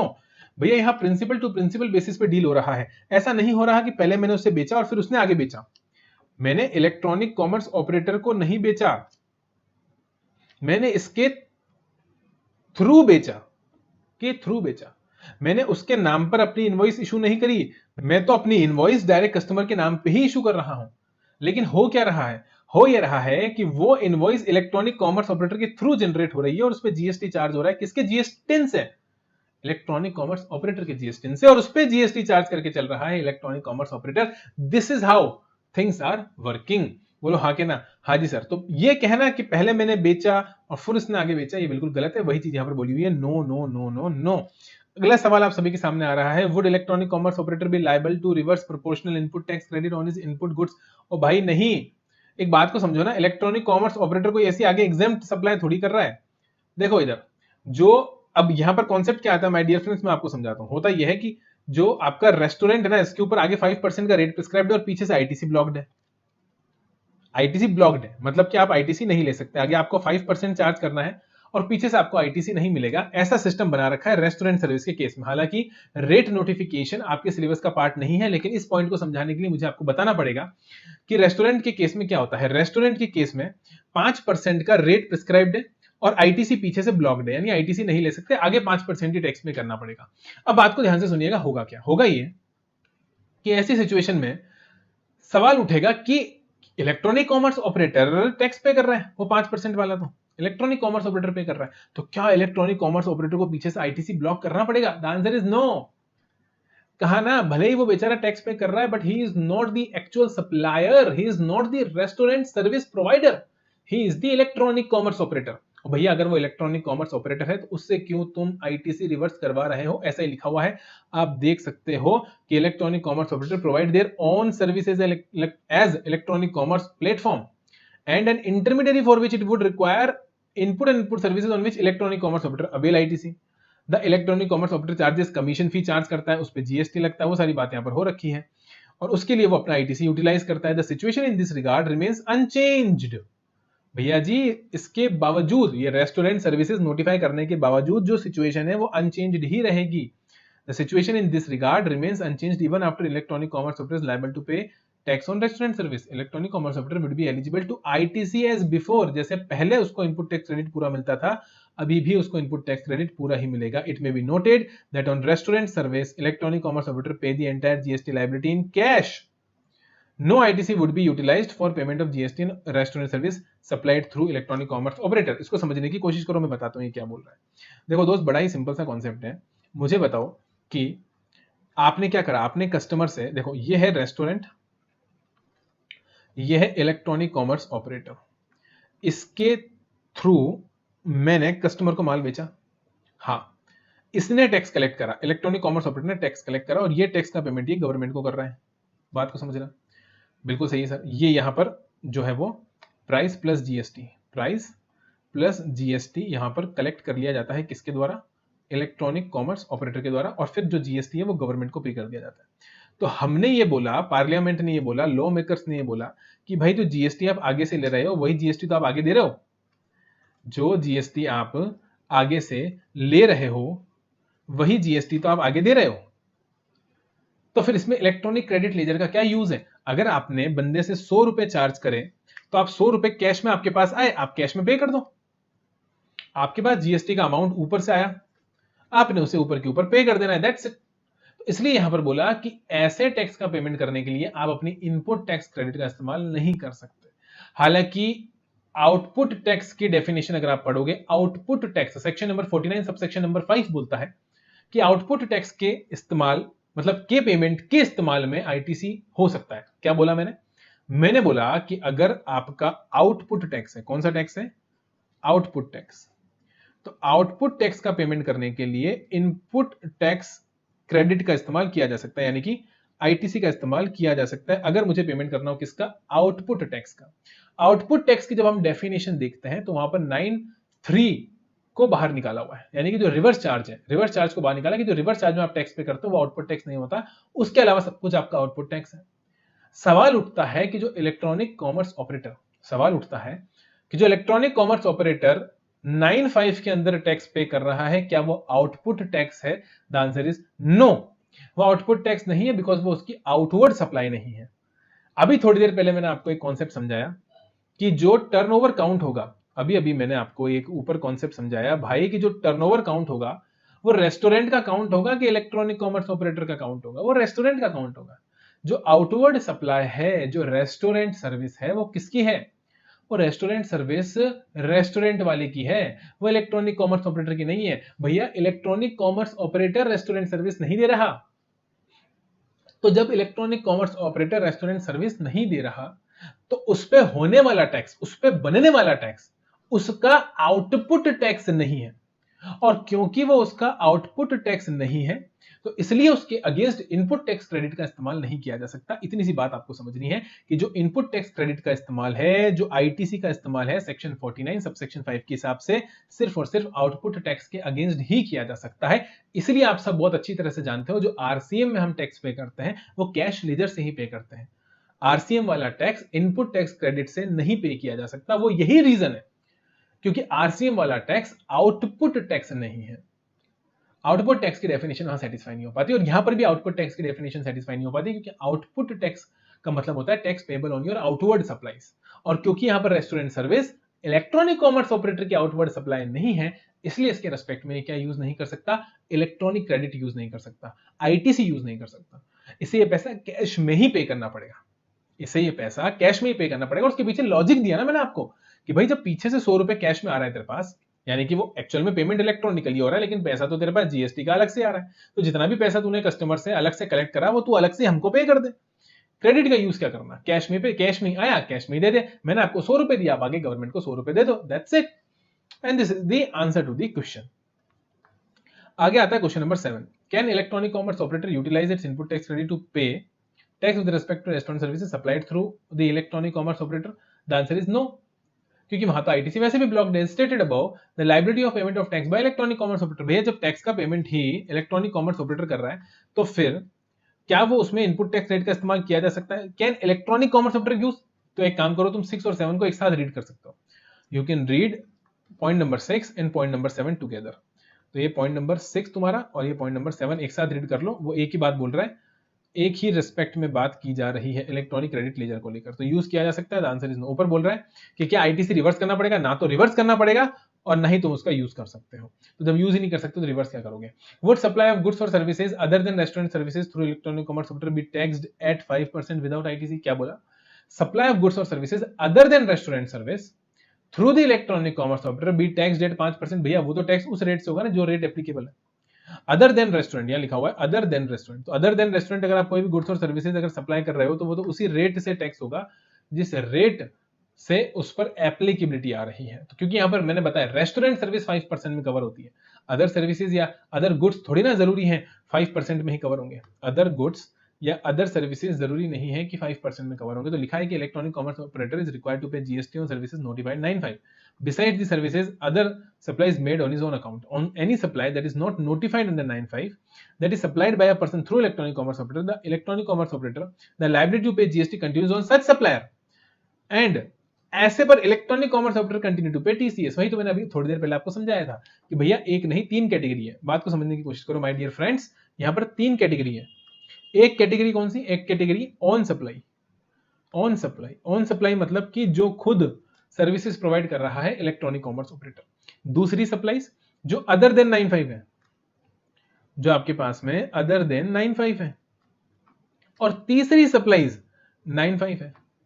अब देखो 95 के रेस्पेक्ट में टैक्स पे करना है किसको? इलेक्ट्रॉनिक कॉमर्स ऑपरेटर को। यहां पर ऐसा नहीं है, यहां पर ऐसा नहीं है। यहां पर तो टैक्स का पेमेंट सप्लायर ही करके चलेगा। किस केस में? Other than 95। अदर देन 95 के रेस्पेक्ट में इलेक्ट्रॉनिक कॉमर्स ऑपरेटर को टैक्स पे नहीं करना है, यहां तो उसे टीसीएस कलेक्ट करना है। यहां तो उसे टीसीएस कलेक्ट करना है। उसके रेस्पेक्ट में तो पेमेंट कौन करके चलेगा? सप्लायर खुद करके चलेगा। बस वही बात यहां पर समझाई हुई है। Point number 9, with restaurant service and goods or services other than restaurant service sold by a restaurant to a customer under the same order be billed differently। हाँ जी साहब, ऐसे केसेस के अंदर वो क्वेश्चन पूछ रहा है who shall be liable for raising invoices in such cases। तो भैया यहाँ पर सेपरेट इनवॉइस इशू करने पड़ेंगे, रेस्टोरेंट सर्विस का अदर और उसके अलावा अगर बोल ये रहा है कि रेस्टोरेंट सर्विस के साथ साथ अगर अदर देन रेस्टोरेंट सर्विस भी दे दी जाती है, बिल्ड कंबाइंडली मतलब एक साथ दे दी जाती है, तो क्या उसके रेस्पेक्ट में इनवॉइस एक ही बनेगा कि अलग अलग दोस्त अलग अलग इनवॉइस बनेंगे? एक इनवॉइस बनेगा रेस्टोरेंट सर्विस का, दूसरा अदर देन। अदर देन वाले पर तो बंदा जो सप्लायर है वही टैक्स पे करके चलेगा और रेस्टोरेंट वाले पे इलेक्ट्रॉनिक कॉमर्स ऑपरेटर टैक्स पे करके चलेगा। ऐसा ही यहां पर आपको लिखा हुआ मिलेगा। Considering that liability to pay GST on supplies other than restaurant service through electronic commerce operator and compliances under this act including issuance of invoice continue to lie with the respective supplier। भैया उसी को तो करना है ना। ये देखो यहां पर तो सप्लायर को ही करना है, यहां पर इलेक्ट्रॉनिक कॉमर्स ऑपरेटर को करना है। It is advisable that electronic commerce raises separate bill on restaurant service in such cases where electronic commerce operator provide other supplies through a customer under the same order। भैया order एक ही आया है लेकिन invoice आपको separate बनाना पड़ेगा ताकि आप restaurant पे अलग से टैक्स का पेमेंट करवा सकें। Who will issue invoice in respect of restaurant service supplied through electronic commerce operator whether by the restaurant or by the electronic commerce operator। तो भैया अभी मैंने बताया इनवॉइस तो उसी को इशू करना पड़ेगा जिसको टैक्स कलेक्ट करना है, और जब इलेक्ट्रॉनिक कॉमर्स ऑपरेटर को टैक्स कलेक्ट करना है तो इलेक्ट्रॉनिक कॉमर्स ऑपरेटर को ही यहां पर इनवॉइस इशू करना पड़ेगा। तो invoice in respect of restaurant service supplied through 95 will be issued by the electronic commerce operator. भैया जीएसटी नहीं उसका डल रहा है यार, तुम क्या बात कर रहे हो?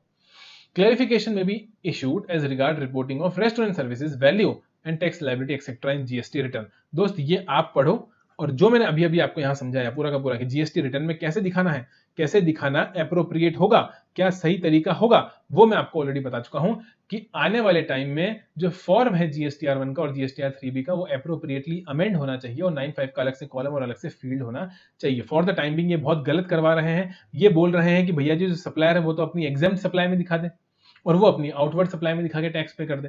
तो एग्जेम्प्ट जब सप्लाई है ही नहीं तो एग्जेम्प्ट वाले कॉलम में दिखाना क्या सही है? The answer is no. तो अभी तो ये काम चलाने के लिए इन्होंने यहाँ पर सर्कुलर के थ्रू, मैंने कहा था कि ये सर्कुलर अभी भी कुछ गलत बात बता रहा है और वो फ्यूचर में अमेंड होगी। वो यही बात थी कि अभी ये कुछ गलत बात बोल रहा है कि आप एग्जेम्प्ट वाली सप्लाई में दिखा दो। तो ऐसे कैसे दिखा दो साहब एग्जेम्प्ट वाली सप्लाई में, जब ये एग्जेम्प्ट वाली सप्लाई है ही नहीं, जब इस पर टैक्स पे हो रहा है।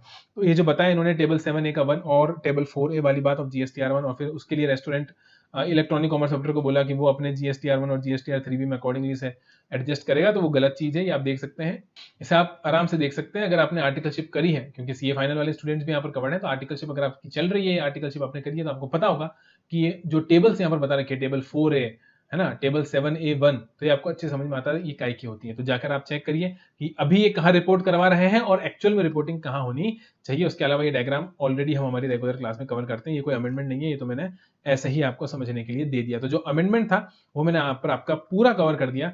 Restaurant services are now covered under section 9 subsection 5, और उसके ऊपर जो सर्कुलर था वो सर्कुलर भी हमने यहाँ पर डिटेल में डिस्कस कर लिया। इसके बाद आपके पास में आता है एग्जेम्पशंस चैप्टर, और एग्जेम्पशंस चैप्टर में जो अमेंडमेंट्स हमारे पास आने वाले हैं उसमें है कुछ तो शब्द सुधार और कुछ है 9(5) से रिलेटेड। देखकर चलते हैं।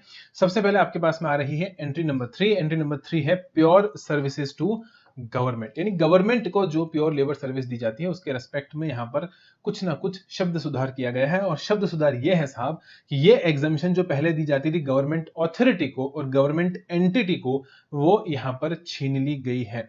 यानी कि pure services excluding works contract service और other composite supplies involving supply of goods नहीं होना चाहिए भैया। कंपोजिट सप्लाई भी अगर है जिसके अंदर सप्लाई हो रही है गुड्स की, तो वो भी नहीं होना चाहिए। यानी कि प्योर सर्विस 100% सर्विस होनी चाहिए। क्या होनी चाहिए?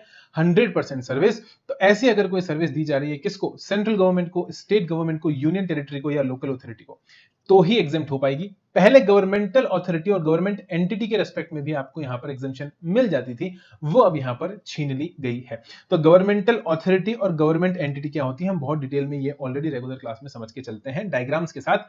वही चीज आपको यहां पर ध्यान में रखना है कि गवर्नमेंट एंटिटी और गवर्नमेंटल अथॉरिटी से ये एग्जेम्पशन छीन ली गई है। और बिल्कुल इसी तरह से एंट्री नंबर 3A के अंदर जो कंपोजिट सप्लाई, जहां पर 25% गुड्स की वैल्यू होनी चाहिए, उससे ज्यादा नहीं हो सकती, नॉट मोर देन 25%, यानी 25% तक अगर आप गुड्स इन्वॉल्व करके दे रहे हो, कंपोजिट सप्लाई की बात होती है, तो उस सिचुएशन के अंदर भी गवर्नमेंटल अथॉरिटी और गवर्नमेंट एंटिटी से एग्जेम्पशन छीन ली गई है। आप सभी को पता है प्योर सर्विसेज के रेस्पेक्ट में एग्जेम्पशन अलग थी और 3A जो एंट्री नंबर ये बाद में इंसर्ट कराया गया था और बोला था कि अगर composite supply to the extent of 25% of goods भी अगर दी जा रही है किसको? Central government, state government, union territory और लोकल अथॉरिटी को, तभी वो एग्जेम्पशन माननी होगी। गवर्नमेंटल अथॉरिटी और गवर्नमेंट एंटिटी को यहां से भी बाहर निकाल दिया गया। इसके अलावा अब जो एग्जेम्पशन आपके पास में है भाई, वो है आपके पास में 9(5) से रिलेटेड। सर क्या बात कर रहे हो? हाँ, पैसेंजर ट्रांसपोर्ट, याद करिए पैसेंजर ट्रांसपोर्ट। सर 9(5) में पैसेंजर ट्रांसपोर्ट कहां आता है? 9(5) में पैसेंजर ट्रांसपोर्ट आता है, याद करिए, ओला और उबर। ओला उबर को आप कैसे भूल सकते हैं? अरे हाँ सर, बिल्कुल सही बोला आपने, ओला उबर 9(5) में कवर है। तो एक काम करें, वापस चले हम 9(5) पर। हाँ जी सर, एक बार वापस चलते हैं 9(5) पर और देखते हैं कि वहां कोई ऐसा चेंज हुआ क्या जिस चेंज के कारण एग्जम्पशन वाले नोटिफिकेशन में भी कोई चेंज करना पड़े। तो देखिए साहब, वहां पर बिल्कुल चेंज हुआ और वहां पर यह चेंज हुआ कि वहां पर लिख दिया इन्होंने, services by way of transportation of passenger. Transportation of passenger से रिलेटेड जो सर्विस दी जा रही है, भले ही वो रेडियो टैक्सी से दी जाए, मोटर कैब से दी जाए, मैक्सी कैब, मोटरसाइकिल, ओमनी बस और एनी अदर मोटर व्हीकल। जी हाँ, ये जो चेंजेस किए गए, कौन से चेंजेस? ओमनी बस और एनी अदर मोटर व्हीकल, यानी साहब इन्होंने रेड बस को भी यहां कवर कर लिया। जो रेड बस नाम का ऑर्गेनाइजेशन है, कंपनी है, उसको भी यहां पर कवर कर लिया। यानी सिर्फ ओला, सिर्फ उबर नहीं, रेड बस भी अब यहां पर कवर हो जाती है। और साथ में बोल दिया एनी अदर मोटर व्हीकल। साहब स्कोप एकदम फुल खोल के रख दिया, बहुत वाइड स्कोप इस एंट्री का हो जाता है कि अगर आप किसी भी मोटर व्हीकल के थ्रू पैसेंजर ट्रांसपोर्टेशन की सर्विसेज दे रहे हैं, तो भाई साहब अगर वो इलेक्ट्रॉनिक कॉमर्स ऑपरेटर के थ्रू सप्लाई की जा रही है, तो हर सिचुएशन में इलेक्ट्रॉनिक कॉमर्स ऑपरेटर ही टैक्स पे करके चलेगा। सर इससे एग्जम्पशन चैप्टर का क्या लेना देना? यही तो बात है साहब, लिंक करा के पढ़ाने का मजा। यहां हमने पढ़ा 9(5) और अब इसको हम लिंक करने वाले हैं एग्जम्पशन चैप्टर के साथ। यहां क्या समझ में आया? यहां यह समझ में आया कि सर किसी भी तरह का अगर कोई भी मोटर व्हीकल है और उस मोटर व्हीकल से पैसेंजर ट्रांसपोर्टेशन की सर्विस दी जा रही है, तो उस सिचुएशन के अंदर 9(5) एप्लीकेबल होगा, अगर वो सर्विस इलेक्ट्रॉनिक कॉमर्स ऑपरेटर के थ्रू डिलीवर की जा रही है। तो हमने कहा जी, याद करिए आपके पास में एग्जम्पशन हुआ करती थी। एग्जम्पशन हुआ करती थी किसके रेस्पेक्ट में? पैसेंजर ट्रांसपोर्टेशन के रेस्पेक्ट में। देखो साहब, बोल रहा है ट्रांसपोर्ट ऑफ पैसेंजर्स विद और without accompanied belongings by entry number 15 of notification number 12/2017 air embarking from और terminating in an airport located in the state of, ये नॉर्थ साइड के स्टेट्स थे हमारे पास में, जिसमें हमारे पास में अरुणाचल प्रदेश, असम, मणिपुर, मेघालय, मिजोरम, नागालैंड, सिक्किम, त्रिपुरा और बागडोगरा लोकेटेड इन वेस्ट बंगाल। यानी कि बाकी तो सब के सब नॉर्थ के थे, लेकिन हमारे पास में ये जो था बागडोगरा, ये वेस्ट बंगाल का था। और इसलिए मैं पढ़ाते वक्त भी आपको कहता हूं कि इसका ध्यान रखना, बागडोगरा एक स्पेशली कवर्ड है यहां पर वेस्ट बंगाल का। नॉन एसी और नॉन एसी चाहे कॉन्ट्रैक्ट कैरिज हो, नॉन एसी चाहे स्टेज कैरिज हो। अब ये जो नॉन एसी आपके पास में कॉन्ट्रैक्ट कैरिज और ये जो नॉन एसी आपके पास में स्टेज कैरिज कवर हो जाती है, भाई साहब यहां पर इन्होंने बोल दिया कि अगर ये 9(5) वाला है तो यहां पर एग्जम्पशन नहीं मिलेगी, क्योंकि 9(5) के रेस्पेक्ट में अभी ऊपर देख कर आए, मैंडेटरी ई कॉमर्स ऑपरेटर को टैक्स पे करके चलना पड़ेगा। तो जब मैंडेटरी ई कॉमर्स ऑपरेटर को टैक्स पे करना है, तो यहां पर अगर एग्जम्पशन मिल जाएगी तो वहां पर चार्जेबिलिटी खत्म हो जाएगी, क्योंकि मैंने बोला था कि एग्जम्पशन प्रोविजंस जो होते हैं वो हमेशा ओवर रूल कर जाते हैं चार्जेबिलिटी को, क्योंकि चार्जेबिलिटी क्रिएट होने के बाद एग्जम्पशन दी जाती है। तो अगर एग्जम्पशन दे दी तो जीएसटी से बाहर हो जाएगा, तो चार्जेबिलिटी क्रिएट करने का भी कोई फायदा नहीं होगा। तो 9(5) में उसने चार्जेबिलिटी तो क्रिएट कर दी, किसके ऊपर? लायबल किसको बना दिया? इलेक्ट्रॉनिक कॉमर्स ऑपरेटर को। लेकिन यहां से अगर एग्जम्पशन ले जाओगे भैया तो फिर वहां चार्ज क्रिएट करने का फायदा नहीं रहेगा, इसलिए यहां से उस एग्जम्पशन को छीन लिया गया और डाल दिया गया साहब एक प्रोवाइजो, और प्रोवाइजो डालकर बोला provided that nothing contained in item B और सी जहां पर non AC contract carriage, non AC stage carriage की बात हो रही है, shall apply to services supplied through an electronic commerce operator. भैया अगर ये सर्विसेज बी और सी वाली, कौन सी वाली? बी और सी। सर बी और सी में क्या आ रहा है? बी और सी में ये आ रहा है कॉन्ट्रैक्ट कैरिज और स्टेज कैरिज, अगर दी जाती है इलेक्ट्रॉनिक कॉमर्स ऑपरेटर के थ्रू एंड नोटिफाई है 9(5) के अंदर, तो ये एग्जम्पशन नहीं मिलेगी, यानी नथिंग कंटेंट इतना शेल अप्लाई नहीं होगा, यानी ये एग्जम्पशन अप्लाई नहीं होगी अगर ये सर्विसेज इलेक्ट्रॉनिक कॉमर्स ऑपरेटर के थ्रू दी जा रही है और 9(5) में नोटिफाई हो रखी है। तो मैंने यहां पर डायग्राम बनाकर आपको बहुत ही अच्छे से समझा दिया कि एग्जम्पशन नहीं मिलेगी, नो एग्जम्पशन अगर कॉन्ट्रैक्ट कैरिज और स्टेज कैरिज नॉन एसी है। नॉन एसी देखो, एसी के रेस्पेक्ट में तो वैसे भी एग्जम्पशन नहीं है, नॉन एसी के रेस्पेक्ट में भी एग्जम्पशन छीन ली अगर वो सर्विसेज सप्लाई की जा रही हैं इलेक्ट्रॉनिक कॉमर्स ऑपरेटर के थ्रू, और ये वो वाली है जो 9(5) में नोटिफाई की गई है, other than tourism, conducted tour, charter on hire, क्योंकि ये तो वैसे भी आपके पास में जीएसटी के लिए लायबल हो जाती हैं, इनके रेस्पेक्ट में तो एग्जम्पशन वैसे भी नहीं मिलती है। तो टेक्निकली अगर मैं कहूं तो आपका जो बेसिक पब्लिक ट्रांसपोर्ट था नॉन एसी वाला, वो भी अगर आपको इलेक्ट्रॉनिक कॉमर्स ऑपरेटर के थ्रू दिया जा रहा है तो आपको जीएसटी पे करके चलना पड़ेगा। और देखो बिल्कुल इसी तरह से जो अपनी अगली एंट्री थी, एंट्री नंबर 17, जो हमारी अगली एंट्री थी एंट्री नंबर 17, उसके रेस्पेक्ट में भी यहां पर वो ही प्रोवाइजो इंसर्ट कर दिया कि जो आपकी क्लॉज ई है, क्लॉज ई जो बोलता है मीटर्ड कैब और ऑटो रिक्शा, क्या बोला? मीटर्ड कैब और auto rickshaw including e rickshaw, अगर ये सर्विसेज 9(5) वाली इलेक्ट्रॉनिक कॉमर्स ऑपरेटर के थ्रू दी जा रही है तो यहां से भी आपकी एग्जम्पशन छीन ली गई। अगर मैं टोटलिटी में बात करूं तो ध्यान रखना, ये डायग्राम हम आपको रेगुलर क्लास में डिटेल में पढ़ाते हैं। बाय रोड के रेस्पेक्ट में हम बोलते थे कि छोटा है या बड़ा है, बोलो स्मॉल है कि बिग है। स्मॉल में रेडियो टैक्सी वैसे भी टैक्सेबल होता था, अदरवाइज एग्जेम्प्ट होता था, लेकिन वो अदरवाइज भी अब एग्जेम्प्ट नहीं होगा अगर वो 9(5) के थ्रू दिया जा रहा है।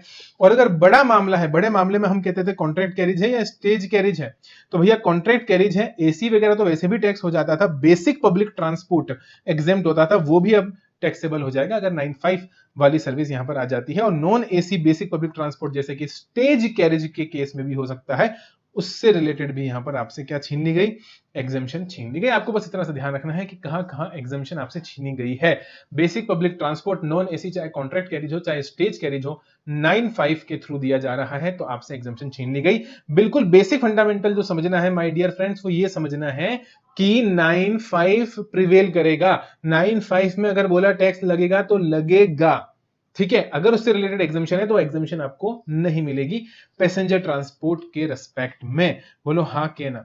हाँ जी सर। इसी के साथ आपका एग्जम्पशन चैप्टर का अमेंडमेंट्स भी खत्म हो जाते हैं।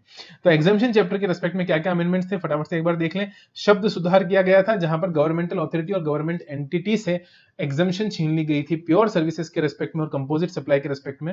उसके अलावा पैसेंजर ट्रांसपोर्टेशन को लेकर मैंने आपको समझाया कि अगर बाय रोड का मामला बन रहा है तो भले ही वो ई रिक्शा के थ्रू दी जा रही हो, भले ही वो नॉर्मल रेडियो टैक्सी के थ्रू दी जा रही हो, वैसे भी टैक्सेबल था। अदरवाइज अगर 9(5) है तो भी यहाँ पर टैक्सेबल हो जाएगा। स्टेज कैरिज, कॉन्ट्रैक्ट कैरिज भी आपके पास में टैक्सेबल हो जाएगा। छोटी छोटी सी अमेंडमेंट्स थी, एग्जामिनेशन चैप्टर के अमेंडमेंट्स भी हम यहाँ पर कंप्लीट कर लेते हैं। अब आती है बात रजिस्ट्रेशन चैप्टर की। कौन से चैप्टर की? रजिस्ट्रेशन चैप्टर की। सर रजिस्ट्रेशन चैप्टर के अंदर जो अमेंडमेंट है वो पहले ही आ चुका था, उसके रेस्पेक्ट में सिर्फ एक रूल यहां पर प्रिस्क्राइब किया गया। क्या बात कर रहे हो सर? बिल्कुल।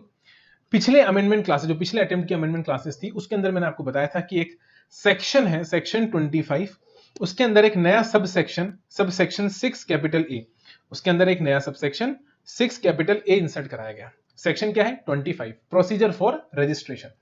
प्रोसीजर फॉर रजिस्ट्रेशन के अंदर एक नया सबसेक्शन इंसर्ट कराया गया, सबसेक्शन 6 ए, जिसने बोला कि registered persons other than those mentioned in 6D के अंदर आधार ऑथेंटिकेशन से कुछ लोगों को पूरी तरह से छूट दे दी गई। वो 6D में मेंशन्ड है, उससे रिलेटेड नोटिफिकेशन भी हमारे पास में है। लेकिन मैं यहां पर क्या बोल रहा हूं, मैं यहां पर बोल रहा हूं रजिस्टर्ड पर्सन, 6D वाले नहीं, 6D वालों को बाहर निकाल दिया। उनके अलावा जितने भी रजिस्टर्ड पर्सन हैं उनको आधार ऑथेंटिकेशन करवाना जरूरी है। अगर आधार ऑथेंटिकेशन नहीं करवाएंगे तो उनका रजिस्ट्रेशन इनवैलिड मान लिया जाएगा। बात को समझने की कोशिश करना, ये अमेंडमेंट हम ऑलरेडी पढ़ चुके हैं। आधार ऑथेंटिकेशन से रिलेटेड जो अमेंडमेंट है ये हम ऑलरेडी पढ़ चुके हैं, बस इसके रेस्पेक्ट में जो रूल था वो अब प्रिस्क्राइब किया गया, और वही चीज अब मैं आपको यहां पर समझाना भी चाहता हूं। मेरी बात को बहुत ध्यान से सुनिएगा साहब। मैंने बोला कि आधार ऑथेंटिकेशन का कॉन्सेप्ट था, आधार ऑथेंटिकेशन का एक कॉन्सेप्ट था, और आधार ऑथेंटिकेशन का ये जो कॉन्सेप्ट है क्या बोलता है, ये बोलता है कि भाई साहब न्यू रजिस्ट्रेशन के टाइम पर आपको अपना आधार ऑथेंटिकेशन भी करवाना पड़ेगा। यानी कि पहले जीएसटी में रजिस्ट्रेशन करवाते वक्त सिर्फ एक ही डॉक्यूमेंट की जरूरत पड़ती थी, that is your pan card, permanent account number. लेकिन अब आपको आधार नंबर यानी आधार कार्ड की भी जरूरत पड़ेगी।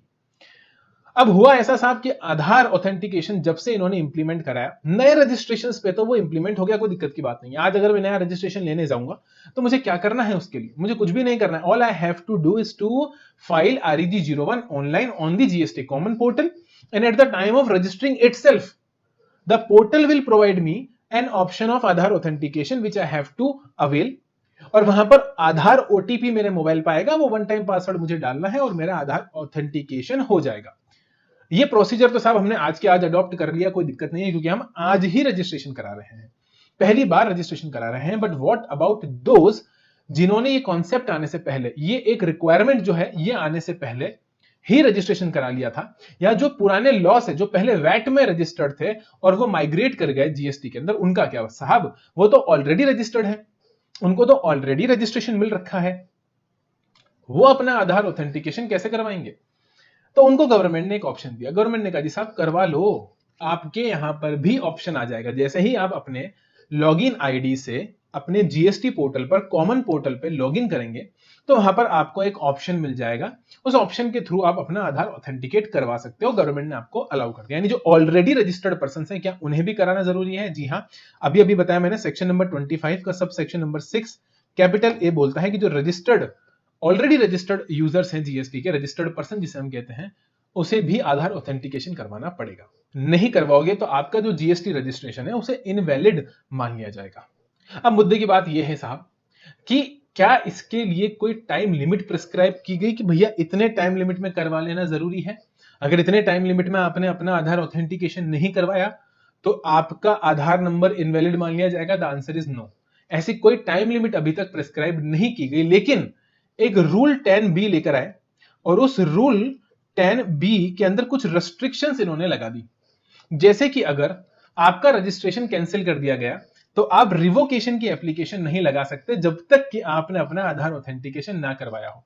तो इसका मतलब बाय डिफॉल्ट ये हो गया भाई साहब कि टाइम से अपना आधार ऑथेंटिकेट करवा लीजिए, क्योंकि अगर आपने अपना आधार ऑथेंटिकेट नहीं करवाया और अगर आपका रजिस्ट्रेशन कैंसिल हो गया तो सिचुएशन में आप रिवोकेशन की एप्लीकेशन नहीं लगा पाएंगे। रिवोकेशन की एप्लीकेशन लगाने के लिए आधार का ऑथेंटिकेट होना बहुत जरूरी है। दूसरी चीज, अगर आपने एक्सपोर्ट करा है तो आप रिफंड भी नहीं ले पाएंगे।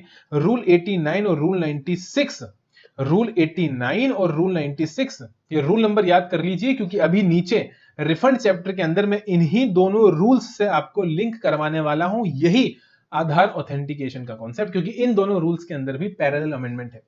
आधार ऑथेंटिकेशन अगर आपने नहीं कराया तो रूल 89 के रेस्पेक्ट में तो सबसे बड़ा मामला ये, तो यहां तो आप एप्लीकेशन लगाते हो प्लस कैलकुलेशन, मतलब कि यहां पर हर तरीके का रिफंड कवर है। और यहां पर टैक्स पेड, रूल 96 के अंदर जो टैक्स आपने पे करा है उसके रेस्पेक्ट में, देखो आपको भी पता है कि सेक्शन 16 के हिसाब से हम, IGST एक्ट का जो सेक्शन 16 है उसके हिसाब से हम दो तरीके से एक्सपोर्ट कर सकते हैं, विदाउट पेमेंट ऑफ टैक्स और with payment of tax. Without payment of tax में जो हमारा अनयूटिलाइज्ड इनपुट टैक्स क्रेडिट है उसका रिफंड मिल जाता है, और विद पेमेंट ऑफ टैक्स में जो हमने टैक्स का पेमेंट करा उसका रिफंड हमें मिल जाता है, whether it is of export of goods और whether it is of export of services. The point is वो जो रिफंड मिलेगा ना, वो तभी मिलेगा जब आपने आधार ऑथेंटिकेशन करवा रखा हो। जी हाँ, यही कंडीशंस यहां पर इन्होंने अप्लाई करवा दी। क्या बोला? The registered person other then 6D of section 25। जैसे कि मैंने बोला 6D के अंदर आपको भी पता है कुछ लोगों को हमेशा के लिए मुक्ति दे दी है आधार ऑथेंटिकेशन की रिक्वायरमेंट से, लेकिन उनके अलावा जिन लोगों को मुक्ति दे दी वो तो ठीक, पर जिनको नहीं दी, मतलब उसके अलावा जितने भी लोग हैं, जितने भी रजिस्टर्ड पर्सन है, क्या उन सबको अपना आधार ऑथेंटिकेशन करवाना है? The answer is yes. आप सभी पर रूल 10B एप्लीकेबल होता है। Read with subsection 6 capital of section 25. Registered person who has been issued a certificate of registration under rule 10 shall undergo shall लिखा है, shall लिखा है, may नहीं लिखा, क्या लिखा है, shall. मैंडेटरी है भाई साहब, आपके ऊपर डिपेंड नहीं करता कि आप करवाओ या आप ना करवाओ, आपको करवाना ही पड़ेगा. Aadhaar authentication of the Aadhaar number. फिर उन्होंने बोला कि अच्छा ठीक है, अगर प्रोपराइटर किसके केस में, प्रोपराइटरशिप फर्म के केस में, पार्टनर किसके केस में, पार्टनरशिप फर्म के केस में, कर्ता एचयूएफ के केस में, मैनेजिंग डायरेक्टर या होल टाइम डायरेक्टर कंपनी के केस में, members of the managing committee of an association of persons और बॉडी ऑफ इंडिविजुअल्स और सोसाइटी, और trustee in the board of trustees in the case of trust. तो trust के case में जो board of trustees है उसके अंदर जो ट्रस्टी है वो, यानी कि ये लोग वो लोग हैं जिन्हें अपने आधार को क्या करवाना है, ऑथेंटिकेट करवाना है according to the status. Proprietorship firm है, कंपनी है, पार्टनरशिप फर्म है, एचयूएफ है, एओपी है, ट्रस्ट है, जो भी है अकॉर्डिंगली ये वो लोग रहेंगे जिन्हें अपना आधार ऑथेंटिकेशन करवाना है. एंड अगर आपने ऑथराइज्ड सिग्नेटरी रख रखा है तो उसे भी अपना आधार ऑथेंटिकेशन करवाना पड़ेगा. ध्यान रखना, जहां पर ऑथराइज्ड सिग्नेटरी अपॉइंट है तो ऑथराइज्ड सिग्नेटरी का भी आपको आधार ऑथेंटिकेशन करवाना पड़ेगा. कंडीशन क्या है, कंडीशन यह है कि in order to be eligible for the following purposes. देखा, कंडीशन लगा दी. पहला, रिवोकेशन ऑफ कैंसिलेशन की एप्लीकेशन नहीं लगा पाओगे भैया अगर आपने अपना आधार ऑथेंटिकेशन नहीं करवाया. रिफंड एप्लीकेशन नहीं लगा पाओगे RFD 01 अंडर रूल 89. रूल 89 जैसा कि मैंने बताया आपको, यहां पर आप एक्यूमुलेटेड इनपुट टैक्स क्रेडिट और इन्वर्टेड ड्यूटी स्ट्रक्चर दोनों के ही रेस्पेक्ट में रिफंड एप्लीकेशन लगाते हो. रूल 96 जहां पर आप IGST पेड के रेस्पेक्ट में रिफंड एप्लीकेशन लगाते हो, दोनों की ही आपको रिफंड नहीं मिलके चलेगी. रूल 89 में भी रिफंड नहीं मिलके चलेगा, रूल 96 में भी रिफंड मिलकर नहीं चलेगा अगर आपने आधार ऑथेंटिकेशन नहीं करवा रखा. यानी कि कोई टाइम लिमिट तो प्रेस्क्राइब नहीं करा, लेकिन कंडीशंस बहुत ही भयानक वाली लगा दी. इसके बाद तो अब आपको आधार ऑथेंटिकेशन करवा के चलना ही पड़ेगा और कोई ऑप्शन आपके पास में बचता नहीं है. लेकिन कुछ लोग होंगे जो कहेंगे साहब हमारे पास आधार नंबर है ही नहीं. अब देखो भाई साहब, अगर आपको जीएसटी में काम करना है, जीएसटी में रजिस्ट्रेशन करवाना है, तो आधार नंबर नहीं है तो ले लो, लेना पड़ेगा, ऐसे नहीं चलेगा. अगर जीएसटी में काम करना है तो आधार नंबर लेना पड़ेगा, तो आधार नंबर के लिए आप अप्लाई कर दीजिए. अब जब आप आधार नंबर के लिए अप्लाई करते हैं तो आपको मिलता है आधार एनरोलमेंट स्लिप. जो ई मित्र वाले भैया हैं, जिस ई मित्र पे आप जाओगे, ई मित्र पे जाके आप अप्लाई करोगे, या किसी बैंक में जाकर आप आधार कार्ड के लिए अप्लाई करोगे, तो वहां पर आपको एनरोलमेंट स्लिप दे दी जाएगी जिसके अंदर एक एनरोलमेंट आईडी होता है, और वो एनरोलमेंट आईडी आपको यहां प्रोवाइड कराना पड़ेगा आधार ऑथेंटिकेशन के टाइम पर. और यही नहीं, आधार एनरोलमेंट आईडी के अलावा आपको 4 में से कोई भी एक डॉक्यूमेंट भी प्रोवाइड करना पड़ेगा. या तो आप अपनी बैंक पासबुक विद फोटोग्राफ लगा सकते हो, या फिर आप अपना वोटर आईडी लगा सकते हो, या फिर आप अपना पासपोर्ट लगा सकते हो, या फिर आप अपना ड्राइविंग लाइसेंस लगा सकते हो. क्या बोला मैंने? बैंक पासबुक विद फोटोग्राफ, आपका वोटर आईडी जो इलेक्शन कमीशन ऑफ इंडिया ने इशू करा हो, आपका अगर कोई आपका ड्राइविंग लाइसेंस बना हुआ है तो वो, और अगर आपका पासपोर्ट बना हुआ है तो वो, इन 4 चीजों में से कोई भी एक चीज आपको लगा के चलनी है. तो देखो यहां पर मैंने बोला है A और यहां पर मैंने बोला है B. लेकिन ध्यान रखना, कंडीशन 1 और कंडीशन 2 सिर्फ तभी एप्लीकेबल होगी जब आपने आधार नंबर बनवा ही नहीं रखा. तो आधार ऑथेंटिकेशन के लिए आपको वहां पर आधार नंबर के लिए अप्लाई करना है. अप्लाई करेंगे तो आपको मिलेगा, बोलो क्या, आपको मिलेगा आधार एनरोलमेंट आईडी. आधार एनरोलमेंट आईडी तो वो तो लगाना ही लगाना है. उसके अलावा 4 में से कोई भी एक चीजें, या तो bank passbook with photograph, voter ID जो कि आपको इलेक्शन कमीशन ऑफ इंडिया ने इशू करा हो, पासपोर्ट, या फिर ड्राइविंग लाइसेंस जो आपको licensing authority under the motor vehicles act ने इशू करा हो. बोलो हाँ कि ना? हाँ जी सर, ये लगा देंगे. और यही नहीं, आधार के लिए अप्लाई कर दिया है तो जिस दिन आपको आधार नंबर अलॉट हो जाए, जिस दिन आपको आधार नंबर अलॉट हो जाए, उस दिन से 30 दिन के अंदर, उस दिन से 30 डेज के अंदर आप आधार ऑथेंटिकेशन को सक्सेसफुली पूरा कर लेना. Shall undergo Aadhaar authentication within 30 days of allotment of Aadhaar number. बोलो कोई दिक्कत नहीं सर? कोई दिक्कत की बात नहीं है, आपकी बात बहुत अच्छे से समझ में आ गई. बस यही अमेंडमेंट था. रूल 10B यहां पर प्रेस्क्राइब कर दिया गया आप सभी के पास में, और इस रूल 10B ने बस इतना सा बोला कि देखो, अगर ऑलरेडी रजिस्टर्ड हो, आधार ऑथेंटिकेशन करवा लो. नहीं करवाओगे आधार ऑथेंटिकेशन तो नहीं मिलेगा रिफंड, नहीं रूल 89 में, नहीं रूल 96 में. यहां तक कि अगर आपका रजिस्ट्रेशन हमने कैंसिल कर दिया, और भैया रिवोकेशन की एप्लीकेशन भी ना लगा पाओगे. रिवोकेशन की एप्लीकेशन लगाने के लिए भी आपको पहले आधार ऑथेंटिकेशन करवाना पड़ेगा. That's it. That's the end of the amendments of registration chapter. Now we have the most important chapter, input tax credit. ITC chapter के अंदर सर एक बड़ा अमेंडमेंट है, बिल्कुल सही कहा आपने, एक बड़ा अमेंडमेंट है। अगर आपने सुना भी हो उड़ता उड़ता अपने दोस्तों के मुंह से या कहीं से, या अगर आप अपडेट रखते हैं अपने आप को जीएसटी अपडेट्स के थ्रू, तो बिल्कुल साहब आपने बिल्कुल सही पकड़ा है कि यहाँ पर भी एक अमेंडमेंट है। हालांकि बहुत बड़ा अमेंडमेंट तो नहीं है, लेकिन हाँ एक बहुत बड़ा अमेंडमेंट चल रहा था कुछ सालों से, उसका खेल यहाँ पर खत्म कर दिया गया। सभी जने मुझे बताएंगे कि इनपुट टैक्स क्रेडिट अवेल करने के लिए, आईटीसी अवेल करने के लिए क्या करना पड़ता है, क्या कुछ कंडीशंस हैं जिनको फॉलो करना पड़ता है?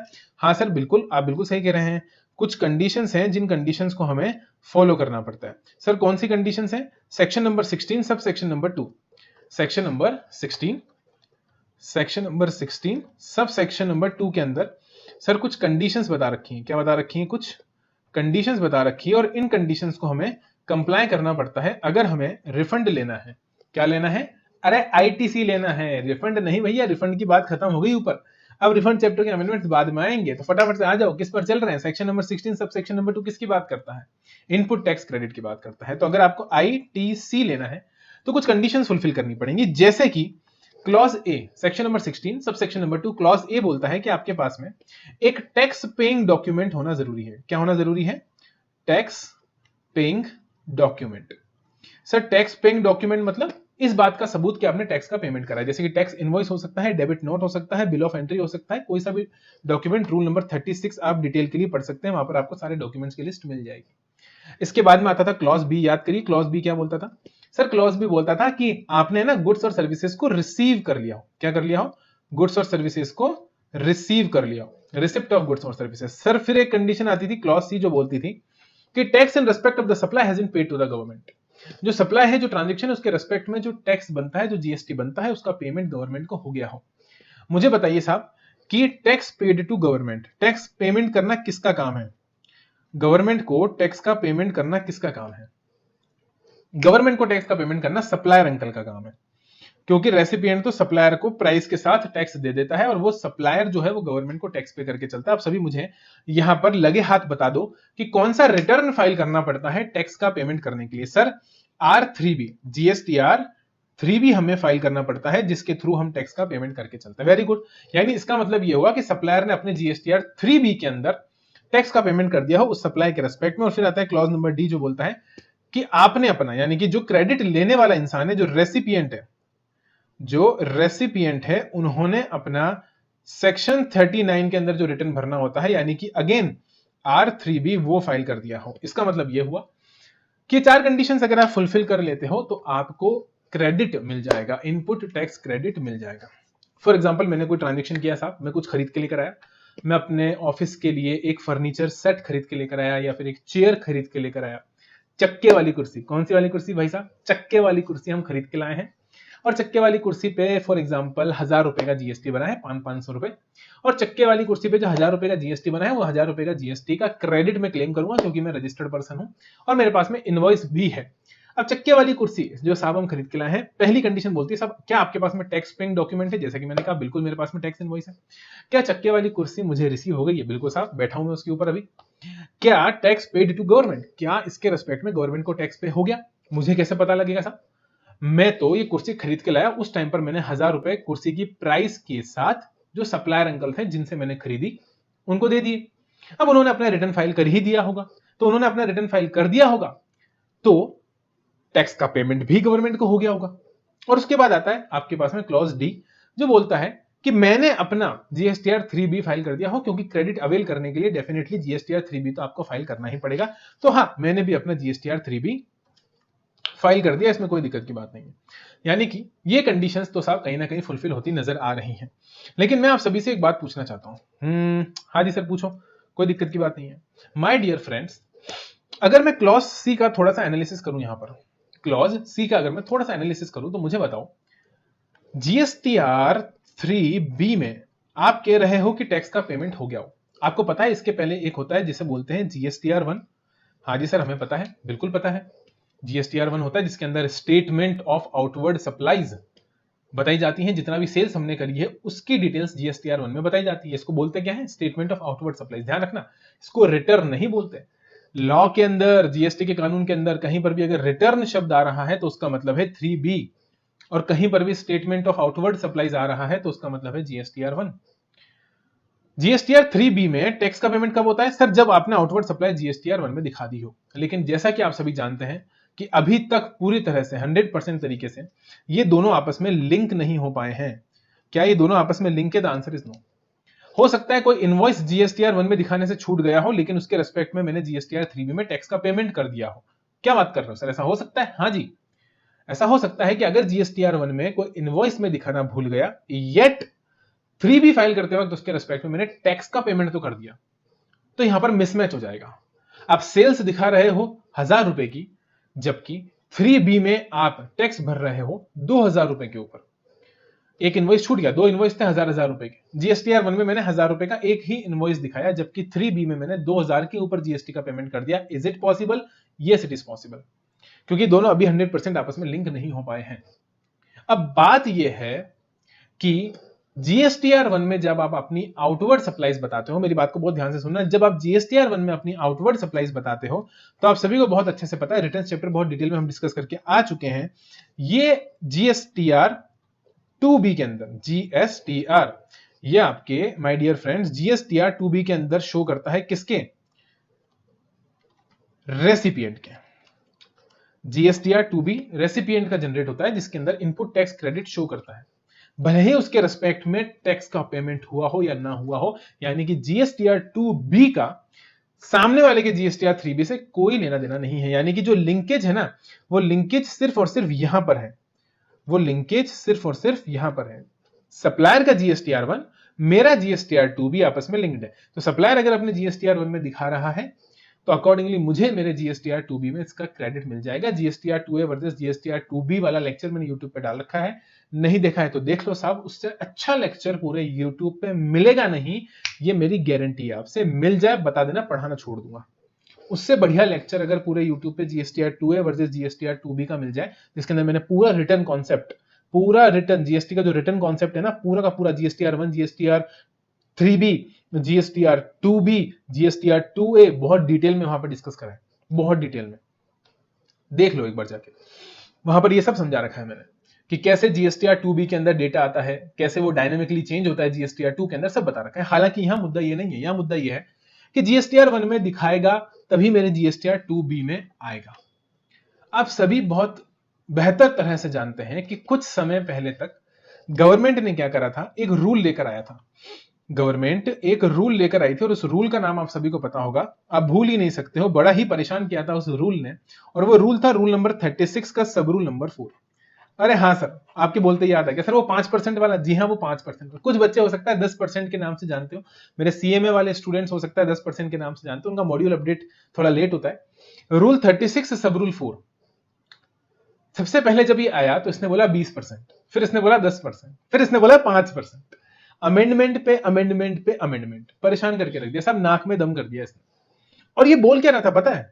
ये बोल रहा था कि वो इनवॉइसेस जिनके रेस्पेक्ट में, ध्यान से सुनना, जिनके रेस्पेक्ट में सप्लायर ने डेटा जीएसटीआर 1 में अपलोड नहीं करा, वो इनवॉइसेस जिनके रेस्पेक्ट में यहां पर जीएसटीआर 1 के अंदर सप्लायर अंकल ने डेटा अपलोड नहीं करा, भले ही उनके रेस्पेक्ट में 3B में टैक्स दे दिया हो या ना दिया हो। क्या बोला मैंने? सप्लायर अंकल ने जीएसटीआर 1 में डेटा शो नहीं करा, अपलोड नहीं करा, भले ही 3B में टैक्स दिया हो चाहे नहीं दिया हो, हम उसके रेस्पेक्ट में अनअपलोडेड, क्या बोला, अनअपलोडेड डेटा के रेस्पेक्ट में क्रेडिट दे देंगे। इन्होंने बोला अनअपलोडेड डेटा के रेस्पेक्ट में क्रेडिट दे देंगे। पहले बोला 20% ऑफ अपलोडेड, फिर 10% अपलोडेड, फिर 5% अपलोडेड। मुझे बस इतना सा बताओ, क्या क्लॉज सी कोई ऐसी सप्लाई जिसके रेस्पेक्ट में गवर्नमेंट को टैक्स का पेमेंट हो गया हो, क्या गारंटी है यहां पर कि गवर्नमेंट को टैक्स का पेमेंट हो गया? बताओ मुझे। आपने कहा साहब 10%, 20%, 5% आपको क्रेडिट दे देंगे, क्या इसके रेस्पेक्ट में गवर्नमेंट को पेमेंट हो गया? क्या क्लॉज सी की कंडीशन फुलफिल हो गई? This is my question to you. Sir हो भी सकती है, नहीं भी हो सकती है। द क्वेश्चन इज कि अगर नहीं हुई तो क्या क्रेडिट मिल जाएगा? द आंसर इज नो, क्योंकि लॉ बड़ा होता है, एक्ट बड़ा होता है, रूल बड़ा नहीं होता। Rule can not override the law. आपका जो रूल है ना भैया, रूल वो एक्ट को ओवरराइड नहीं कर सकता। ये पहली ही क्लास में आपको समझा दिया जाता है कि एक्ट बड़ा है, फिर रूल है, फिर नोटिफिकेशन है, फिर आपके पास में सर्कुलर है, फिर आपके पास में ऑर्डर है, पूरा सीक्वेंस मैंने समझाया आपको। सबसे बड़ा एक्ट होता है, सेक्शन सबसे बड़ा होता है। तो सेक्शन 16 सब सेक्शन नंबर 2 की कंडीशन को क्या रूल 36 सब रूल 4 की कंडीशन ओवरराइड कर जाएगी? The answer is no. और दूसरी चीज, कोई ऐसी बात जो सेक्शन नहीं बोलता, क्या उसके रेस्पेक्ट में रूल प्रोवाइड फॉर कर सकता है? कोई ऐसी बात जो कौन नहीं बोलता? मेन सेक्शन ही नहीं बोल रहा, मतलब उसके रेस्पेक्ट में सेक्शन ने कुछ प्रेस्क्राइब ही नहीं कर रखा। क्या बोला? कोई ऐसी बात जिसके रेस्पेक्ट में सेक्शन पावर ही नहीं देता, कुछ प्रेस्क्रिप्शन के लिए प्रोवाइड ही नहीं करता, तो क्या रूल वहां पर कुछ नया लेकर आ सकता है? The answer is no. तो जब मेरे पास में सेक्शन 16 सब सेक्शन 2 के अंदर आपने खुद ने देखा, क्लॉज ए ने क्या बोला? भाई टैक्स पेइंग डॉक्यूमेंट होना चाहिए, टैक्स इनवॉइस है। क्लॉज बी ने बोला गुड्स और सर्विसेज रिसीव हो जानी चाहिए, रिसीव हो गई साहब, चक्के वाली कुर्सी पे मैं बैठा हूं इस वक्त। क्लॉज सी ने क्या बोला? गवर्नमेंट को टैक्स का पेमेंट हो गया। और क्लॉज डी ने बोला कि भैया मैंने खुद ने अपना जीएसटीआर 3 भी फाइल कर दिया हो। क्या यहां पर कोई भी क्लॉज ऐसी बात बोल रहा है जीएसटीआर 1 से रिलेटेड कि जीएसटीआर 1 में इनवॉइस दिखा दी हो, जीएसटीआर 1 में इनवॉइस नहीं दिखाई हो? क्या जीएसटीआर 1 से रिलेटेड कोई भी बात यहां पर कोई भी कंडीशन कर रही है क्या? चाहे फिर वो कंडीशन आपके पास में क्लॉज ए की हो, चाहे वो कंडीशन फिर आपके पास में क्लॉज बी की हो, क्लॉज सी की हो, क्लॉज डी की हो, क्या कोई भी कंडीशन यहां पर जीएसटीआर 1 के रेस्पेक्ट में बात कर रही है क्या? दिस इज माई क्वेश्चन, मेरा आपसे ये सवाल है। नहीं सर, जीएसटीआर 1 के रेस्पेक्ट में यहां पर कोई भी क्लॉज, कोई भी कंडीशन बात नहीं कर रही, तो फिर कहां से रूल 36(4) जीएसटीआर 1 के रेस्पेक्ट में आपको क्रेडिट देने आ गया? कहां से आ गया भाई? कहां से पावर मिल गई? इस रूल 36 सब रूल 4 को कहां से पावर मिल गई कि ये कहे कि जितनी भी इनवॉइसेस जीएसटीआर 1 में अपलोड नहीं हुई हैं उनके रेस्पेक्ट में भी आपको क्रेडिट दे दिया जाएगा टू सम एक्सटेंट। अब वो एक्सटेंट 20%, 5% एडहॉक बेसिस पे वो एक्सटेंट डिसाइड करने वाले आप कौन होते हैं? बताइए साहब, क्या ऐसा पावर आपके पास में है? ऐसा पावर आपके पास में नहीं है, सेक्शन ऐसा पावर आपको नहीं दे रहा, लेकिन फिर भी आप ये रूल लेकर आ गए। अब हुआ ऐसा साहब कि गड़बड़ तो थी और सबको पता थी। अब जिसको भी प्रॉब्लम आई, ऑल ओवर इंडिया एडवोकेट्स ने पिटीशन लगा दी हाई कोर्ट्स के अंदर, रिट पिटीशन हाई कोर्ट्स में लग गई। और उनमें से एक मैं बताना चाहूंगा कि हमारा राजस्थान हाई कोर्ट भी है। राजस्थान हाई कोर्ट के अंदर रूल 36(4) को चैलेंज कर दिया गया और चैलेंज एक्सेप्ट भी कर लिया गया। जी हां, हाई कोर्ट ने यूनियन ऑफ इंडिया को यहां पर लेटर भेज दिया, चिट्ठी भेज दी और रिट एप्लीकेशन को एक्सेप्ट कर लिया गया। और ऐसा सिर्फ राजस्थान हाई कोर्ट में नहीं हुआ, इंडिया के डिफरेंट हाई कोर्ट्स में रूल 36(4) को चैलेंज हुआ और बकायदा वो चैलेंज हाई कोर्ट ने एक्सेप्ट करके यूनियन ऑफ इंडिया को लेटर भेज दिया कि साहब आ जाओ, अब केस लड़ दो, फाइल कर दो अपना एफिडेविट। तो बात यह है कि गवर्नमेंट को समझ में आ गया साहब गड़बड़ तो है, और आगे ना पीछे हम हारेंगे ही हारेंगे, 12 हमारी बजनी है। और जितने पीरियड के लिए ये रूल 36(4) एक्टिव था उतने पीरियड के लिए तो 12 बजेगी ही बजेगी, डेफिनेटली, उसमें कोई दो राय नहीं है। लेकिन जब गवर्नमेंट को ये बात समझ में आ गई कि साहब ये सिस्टम खराब है, क्योंकि एक्ट में ऐसा कुछ नहीं दे रखा और हम जबरदस्ती ये एक खिचड़ी बनाना चाहते हैं कानून की। हर बार इन्होंने खिचड़ी बनाई है, बेमतलब में नोटिफिकेशंस की लंबी लिस्ट लगाई है, एक के बाद एक नोटिफिकेशन, फिर नोटिफिकेशन में गलतियां करते हैं, फिर पुराने नोटिफिकेशन को विड्रॉ करके नया नोटिफिकेशन लेकर आते हैं, कोरिजेंडम निकालते हैं। भैया मजाक चल रही है क्या? कानून है, एक बार में कर लो ना जो सही से करना है। 5 साल हो गए अब तो अभी भी समझ में नहीं आ रहा कि कानून कैसे बनता है? कानून बनाना सिखाना पड़ेगा क्या तुमको? एक बार में समझा दो ना साहब कि ये सारी कंडीशंस आप फुलफिल करेंगे तो आपको क्रेडिट मिल जाएगा। Section number 16 sub section number 2 की कंडीशंस अभी तक आप लोग समझ ही नहीं पाए, वहां पर अभी भी चेंजेस आ रहे हैं।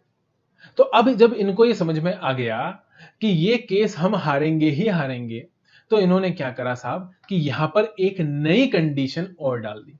क्या बात करो सर? जी हां, इन्होंने section number 16 sub section number 2 के अंदर एक नया क्लॉज इंसर्ट कराया, क्योंकि जैसा मैंने अभी आपको समझाया था कि इनके पास पावर ही नहीं थी भाई साहब। इनके पास ये देखो, ये मैंने कहा ना जीएसटीआर 1 और जीएसटीआर 2B की जो बात कर रहे थे ना, ये वाली बात जीएसटीआर 1 और जीएसटीआर 2B की, ये बात करने की पावर ही नहीं थी भाई। आप ये बोल रहे हो हम आपको 5%, 10%, 20% क्रेडिट दे देंगे जो जीएसटीआर 1 के थ्रू आपके जीएसटीआर 2B में शो हो रहा है उसका। बट मैंने कहा जी साहब ये जीएसटीआर 1 का जो जीएसटीआर 2B में शो हो रहा है, ऐसा क्या एक्ट में पावर है क्या कुछ देने का? नहीं है। तो वो पावर अब ये लेकर आए और ये पावर लेकर अब इन्होंने रूल 36(4) को पूरा का पूरा ही सब्स्टिट्यूट करा दिया। तो रूल 36 सब रूल 4 जी हां अब पूरा का पूरा चेंज हो चुका है। लेकिन अब जो रूल 36(4) ये लेकर आए उसके रेस्पेक्ट में पहले इन्होंने पावर ले ली, एक नया क्लॉज इंसर्ट कराकर क्लॉज AA। सर यहां पर भी क्लॉज डबल ए, बिल्कुल यहां पर भी क्लॉज डबल ए। जैसे सेक्शन 7 सबसेक्शन 1 के अंदर सप्लाई की डेफिनेशन के अंदर एक नया क्लॉज इंसर्ट कराया था प्रिंसिपल ऑफ म्यूचुअलिटी की 12 बजाने के लिए, बिल्कुल उसी तरह से यहां पर भी इन्होंने आईटीसी के लिए एक नया क्लॉज इंसर्ट करा दिया। सभी जन आएंगे मेरे साथ बुक पर और देखेंगे हम वो क्लॉज इन्होंने क्या इंसर्ट कराया। इन्होंने बोल दिया साहब कि सप्लायर ने अपना जीएसटीआर 1 फाइल कर दिया हो और उसका कम्युनिकेशन किसको हो गया हो, रेसिपिएंट को, उसके जीएसटीआर 2B के अंदर, तभी आप क्रेडिट ले सकते हो। यानी क्योंकि सेक्शन 16 सबसेक्शन नंबर 2 तो कंडीशंस बताता है ना, तो लैंग्वेज कंडीशन वाली है कि details of the invoice refer to in clause A, ऊपर क्लॉज ए के अंदर जो टैक्स पेइंग डॉक्यूमेंट, जो टैक्स इनवॉइस की आप बात कर रहे हो उससे रिलेटेड डिटेल्स, उस इनवॉइस या डेबिट नोट से related details has been furnished by the supplier in his statement of outward supplies. देखा मैंने कहा ना, लॉ की लैंग्वेज में आपको जीएसटीआर 1 के लिए क्या लिखा मिलेगा, statement of outward supplies. Practical life में आप जीएसटीआर 1 को भी रिटर्न ही बोलते हो, लेकिन कानून की भाषा में जीएसटीआर 1 रिटर्न नहीं होता, स्टेटमेंट ऑफ आउटवर्ड सप्लाईज होता है। एंड और नहीं लिखा है, एंड लिखा है। एंड यानी पहली कंडीशन तो ये कि सप्लायर ने टैक्स पेइंग डॉक्यूमेंट की डिटेल्स अपने जीएसटीआर 1 में दिखा दी हो। And parallelly, दूसरी condition, such details have been communicated to the recipient of such invoice or debit note in manner specified under section 37, यानी कि 2B, GSTR 2B में शो हो जाना चाहिए किसके, रेसिपिएंट के, उसको कम्युनिकेट हो गया हो, ऑटो पॉपुलेट हो गया हो। ये नई कंडीशन इन्होंने यहां पर डाल दी और इसके बेसिस पर अब, क्योंकि अब तो बेसिस मिल गया ना, अब तो पावर मिल गया, अब तो सेक्शन ने आपको पावर दे दिया, तो उस पावर के बेसिस पर इन्होंने आपके रूल 36 सब रूल 4 जो पुराना हुआ करता था, जो कुछ तो 5% और कुछ तो 20% और कुछ तो 10% की बातें किया करता था, उसका खेल खत्म और नया एक सब रूल इंसर्ट कर दिया। ध्यान से पढ़ना इस सब रूल को, ये सब रूल क्या बोलता है। यहां बोला गया कि no input tax credit shall be availed by the registered person in respect of invoices or debit notes, the details of which are required to be furnished under subsection 1 unless, जब तक की, यानी कि नो, देखो शुरुआत हो रही है नेगेटिव कि क्रेडिट नहीं देंगे साहब। प्राइमा फेसी क्या बोला, प्राइमा फेसी बोला क्रेडिट नहीं देंगे, लेकिन क्रेडिट दे देंगे, अनलेस लगा दिया, क्या लगा दिया, अनलेस, क्रेडिट दे देंगे अगर ए, क्लॉज ए, अगर उस डिटेल्स ऑफ सच इनवॉइस, यानी उस इनवॉइस और डेबिट नोट की डिटेल्स क्या हो गई हो, फर्निश हो गई हो जीएसटीआर 1 के अंदर, ठीक है, या फिर इनवॉइस फर्निशिंग फैसिलिटी आईएफएफ, जिन्होंने मेरा अमेंडमेंट लेक्चर देख रखा है क्यूआरएमपी वाला, उनको समझ में आ जाए, quarterly return monthly payment. And यहां पर भी एंड है भाई साहब, दोनों कंडीशन फुलफिल होनी चाहिए। जैसा कि मैंने बोला ना, ये पावर कहां से लेकर आई है, 16 to AA से ये पावर लेकर आए। The details of such invoice और debit notes have been communicated to the registered person in form GSTR 2B under sub rule 7 of rule 60। तो रूल 60 का सब रूल 7 जो है, जहां पर ये पावर है किसकी, जीएसटीआर 2B की, वहां से बोला कि साहब कम्युनिकेट हो जाना चाहिए रेसिपिएंट को उसके जीएसटीआर 2B के अंदर। तो ये जो लिंकेज वाली बात हम यहां कर रहे थे ना हमारे नोट्स के अंदर, कि सप्लायर का जीएसटीआर 1 रेसिपिएंट के जीएसटीआर 2B के साथ लिंक होना चाहिए, जो वो अपने जीएसटीआर 1 में दिखा रहा है उतना ही क्रेडिट हमारे पास हमारे 2B में ऑटो पॉपुलेट होना चाहिए। उसी को लेकर इन्होंने अब यहां पर पहले तो लॉ में पावर ली, section 16 subsection number 2 clause double A insert करके, और उसी के पैरेलल इन्होंने आपका रूल 36 सब रूल 4 क्या कर दिया, पूरा का पूरा सब्स्टिट्यूट कर दिया, रूल 36 सब रूल 4। जी हां, अब यहां पर साहब हमारा अगर कोई इंटेलिजेंट स्टूडेंट है भाई, कोई शातिर बच्चा है, तो वो एक सवाल जरूर पूछेगा कि sir what about in case of import of goods, what about in case of import of goods, import of goods पर जो आईजीएसटी आप पे करते हो along with custom duty under section 3 subsection 7 of customs tariff act, वो credit, वो IGST जो आप पे करते हो वो तो मेरे पास 2B में आता नहीं है, और ना ही उसके रेस्पेक्ट में सप्लायर अपना जीएसटीआर 1 फुलफिल करता है, क्योंकि सप्लायर तो साहब फॉरेन कंट्री में है, उसको इंडिया के जीएसटी से कोई लेना देना नहीं है। तो उसके रेस्पेक्ट में ये कंडीशन फुलफिल हो पाएगी क्या, उसके रेस्पेक्ट में ये कंडीशन फुलफिल नहीं हो पाएगी, और जब ये कंडीशन फुलफिल नहीं हो पाएगी तो क्या वो क्रेडिट में नहीं ले सकता, वो क्रेडिट में ले सकता हूं। और यही मैं आपको हमेशा कहता हूं कि साहब लैंग्वेज को पढ़ना बहुत जरूरी है। कानून इज ऑल अबाउट भाषा, भाषा का प्रयोग किस तरह से किया गया है, अगर वो आपने पकड़ लिया तो आपको मजा आ जाएगा। एक बार सभी जने फिर से मेरे साथ आएंगे और रीड करेंगे रूल 36 सब रूल 4। देखो किस तरह से इसकी ड्राफ्टिंग की गई है, उसकी सुंदरता को देखो। No input tax credit shall be availed by registered person, यानी कि कोई किसी प्रकार का इनपुट टैक्स क्रेडिट अवेल नहीं कर सकता। कौन नहीं कर सकता? रजिस्टर्ड पर्सन अवेल नहीं कर सकता। इन रेस्पेक्ट ऑफ इनवॉइसेस, किन इनवॉइसेस के रेस्पेक्ट में? उन इनवॉइसेस और डेबिट नोट के रेस्पेक्ट में जिनकी डिटेल्स फर्निश करना जरूरी है, are required to be furnished under subsection 1 of section 37। यानी यहां जो क्रेडिट रेस्ट्रिक्शन लगाई जा रही है वो सिर्फ उन इनवॉइसेस और डेबिट नोट के रेस्पेक्ट में लगाई जा रही है जिनकी इंफॉर्मेशन को फर्निश करना रिक्वायर्ड है सेक्शन 37 सबसेक्शन 1 यानी कि जीएसटीआर 1 में। वापस रिपीट करता हूं, अच्छे से पढ़ो। No input tax credit shall be availed by a registered person. इसका क्या मतलब है? इसका मतलब यह है कि कोई भी रजिस्टर्ड पर्सन किसी भी प्रकार का इनपुट टैक्स क्रेडिट नहीं ले सकता। इनपुट टैक्स क्रेडिट लेने पर रेस्ट्रिक्शन लगाया, लेकिन वो रेस्ट्रिक्शन किन इनवॉइसेस और डेबिट नोट्स के रिस्पेक्ट में है? उन इनवॉइसेस और डेबिट नोट्स के रिस्पेक्ट में जिनकी डिटेल्स फर्निश करना रिक्वायर्ड है, यानी कि जिनकी डिटेल्स फर्निश करना रिक्वायर्ड नहीं है उनके रिस्पेक्ट में ये रेस्ट्रिक्शन भी नहीं है। रूल 36(4) की जो रेस्ट्रिक्शन है वो सिर्फ और सिर्फ उन्हीं इनवॉइसेस और डेबिट नोट्स के रिस्पेक्ट में लगेगी जिनको 37(1) में फर्निश करना रिक्वायर्ड था। जिन इनवॉइसेस और डेबिट नोट्स को सेक्शन 37 सबसेक्शन 1 के अंदर फर्निश करना रिक्वायर्ड ही नहीं था, उनका क्या? उनके रेस्पेक्ट में आपको डायरेक्टली क्रेडिट मिल जाएगा। उसके लिए अगर रूल 36 सब रूल 4 फुलफिल नहीं भी होता है तो भी कोई दिक्कत की बात नहीं है। आई होप आपको ये भाषा समझ में आई होगी। मैं वापस रिपीट करता हूं, रिक्वायर्ड टू बी फर्निश लिखा है, यानी कि रिक्वायरमेंट है फर्निश करने की तो रेस्ट्रिक्शन है। अगर रिक्वायरमेंट है ही नहीं फर्निश करने की तो कोई रेस्ट्रिक्शन भी नहीं है। तो क्योंकि आप जानते हो कि जब फॉरेन सप्लायर होगा इंपोर्ट ऑफ गुड्स के केस में, तो क्या वहां पर ऐसे किसी इनवॉइस को जीएसटीआर 1 में फर्निश करने की रिक्वायरमेंट होगी? The answer is no. और जब रिक्वायरमेंट ही नहीं होगी तो ये नो, ये जो नो लिखा है ना, ये नो लिखकर जो रेस्ट्रिक्शन लगाई है भाई साहब, ये नो लिखकर ये रेस्ट्रिक्शंस भी वहां पर एप्लीकेबल नहीं होगी। That's it. ये है आपके सवाल का जवाब कि सर इंपोर्ट ऑफ गुड्स के केस में जो आईजीएसटी होता है उसके रिस्पेक्ट में तो कोई डिटेल जीएसटीआर में अपलोड होती नहीं है, तो क्या उसके रिस्पेक्ट में क्रेडिट नहीं ले सकते? उसके रिस्पेक्ट में भी आप क्रेडिट ले सकते हैं। बोलो कोई दिक्कत नहीं सर, वो भी मामला समझ में आ गया। तो आई होप अब आपको पूरी की पूरी पिक्चर क्लियर हो गई होगी। आईटीसी को लेकर जो अमेंडमेंट था, section number 16 sub section number 2 clause AA कुछ नहीं करा है, सिर्फ लिंक करा दिया किसको? जीएसटीआर 1 को जीएसटीआर 2B से। वन ऑफ द कंडीशंस डाल दी कि भैया अगर क्रेडिट लेना है तो जीएसटीआर 2B में आना जरूरी है, और 2B में तभी आएगा जब वो जीएसटीआर 1 में फाइल किया गया हो सप्लायर के द्वारा, अदरवाइज नहीं आएगा। तो जो रूल 36(4) आपका हुआ करता था, रूल 36(4) को सब्स्टिट्यूट कर दिया गया और यहां पर एक नया सब रूल 4 इंसर्ट करा दिया गया। बस यही हमने यहां पर एनालिसिस में लिखा है, और इसी के साथ आपका इनपुट टैक्स क्रेडिट से रिलेटेड जो अमेंडमेंट था वो भी निपट गया।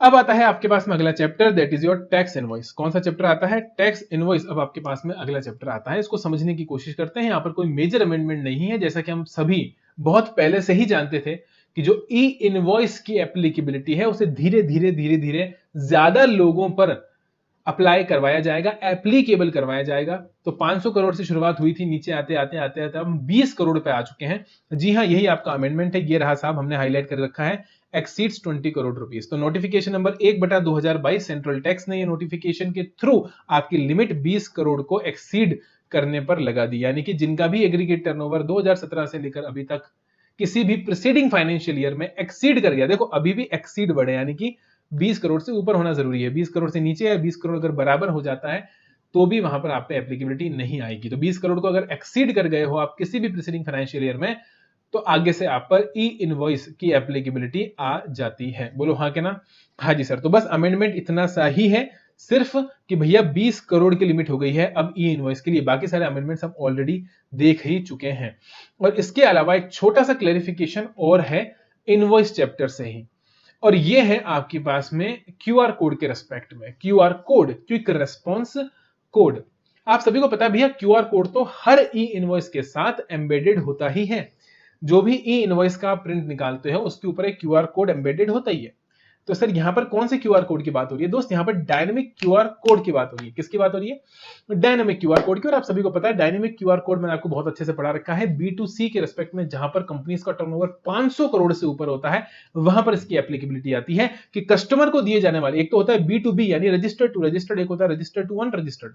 तो जब रजिस्टर्ड टू अनरजिस्टर्ड इनवॉइसिंग हो रही है तो उसके ऊपर भी आपको एक क्यूआर कोड लगाना पड़ेगा, जिसे हमने डायनेमिक क्यूआर कोड बोला था। क्यों? क्योंकि वहां पर स्कैन करने के बाद मैनुअली पेमेंट डालने की जरूरत नहीं पड़ती है। एक fixed amount of invoice automatically आपके पास ऐप में आ जाता है, यानी कि आपको सिर्फ पेमेंट करना होता है, अमाउंट डालने की भी जरूरत नहीं है, इसलिए हमने इसको डायनेमिक बोला था। बात यह है साहब कि इसके ऊपर एक क्वेरी आती है, और क्वेरी आती है कि सर अगर हम सर्विस एक्सपोर्ट कर रहे हैं, क्या एक्सपोर्ट कर रहे हैं? हम सर्विस एक्सपोर्ट कर रहे हैं, विदेश भेज रहे हैं, लेकिन ये एक्सपोर्ट नहीं बन पा रहा। क्यों? क्योंकि साहब प्लेस ऑफ सप्लाई इंडिया में ही निकल जा रहा है। ओ माय गॉड, ये तो बड़ी किस्मत खराब है sir. Place of supply India में है, जबकि एक्चुअल में जो रेसिपिएंट है वो आउटसाइड इंडिया है। अब रेसिपिएंट अंकल बाहर है, और जो पेमेंट हो रहा है वो पेमेंट भी आपके पास में कन्वर्टिबल फॉरेन एक्सचेंज में हो रहा है। कन्वर्टिबल फॉरेन एक्सचेंज में ही पेमेंट हो रहा है, यानी पैसा डॉलर्स में आ रहा है।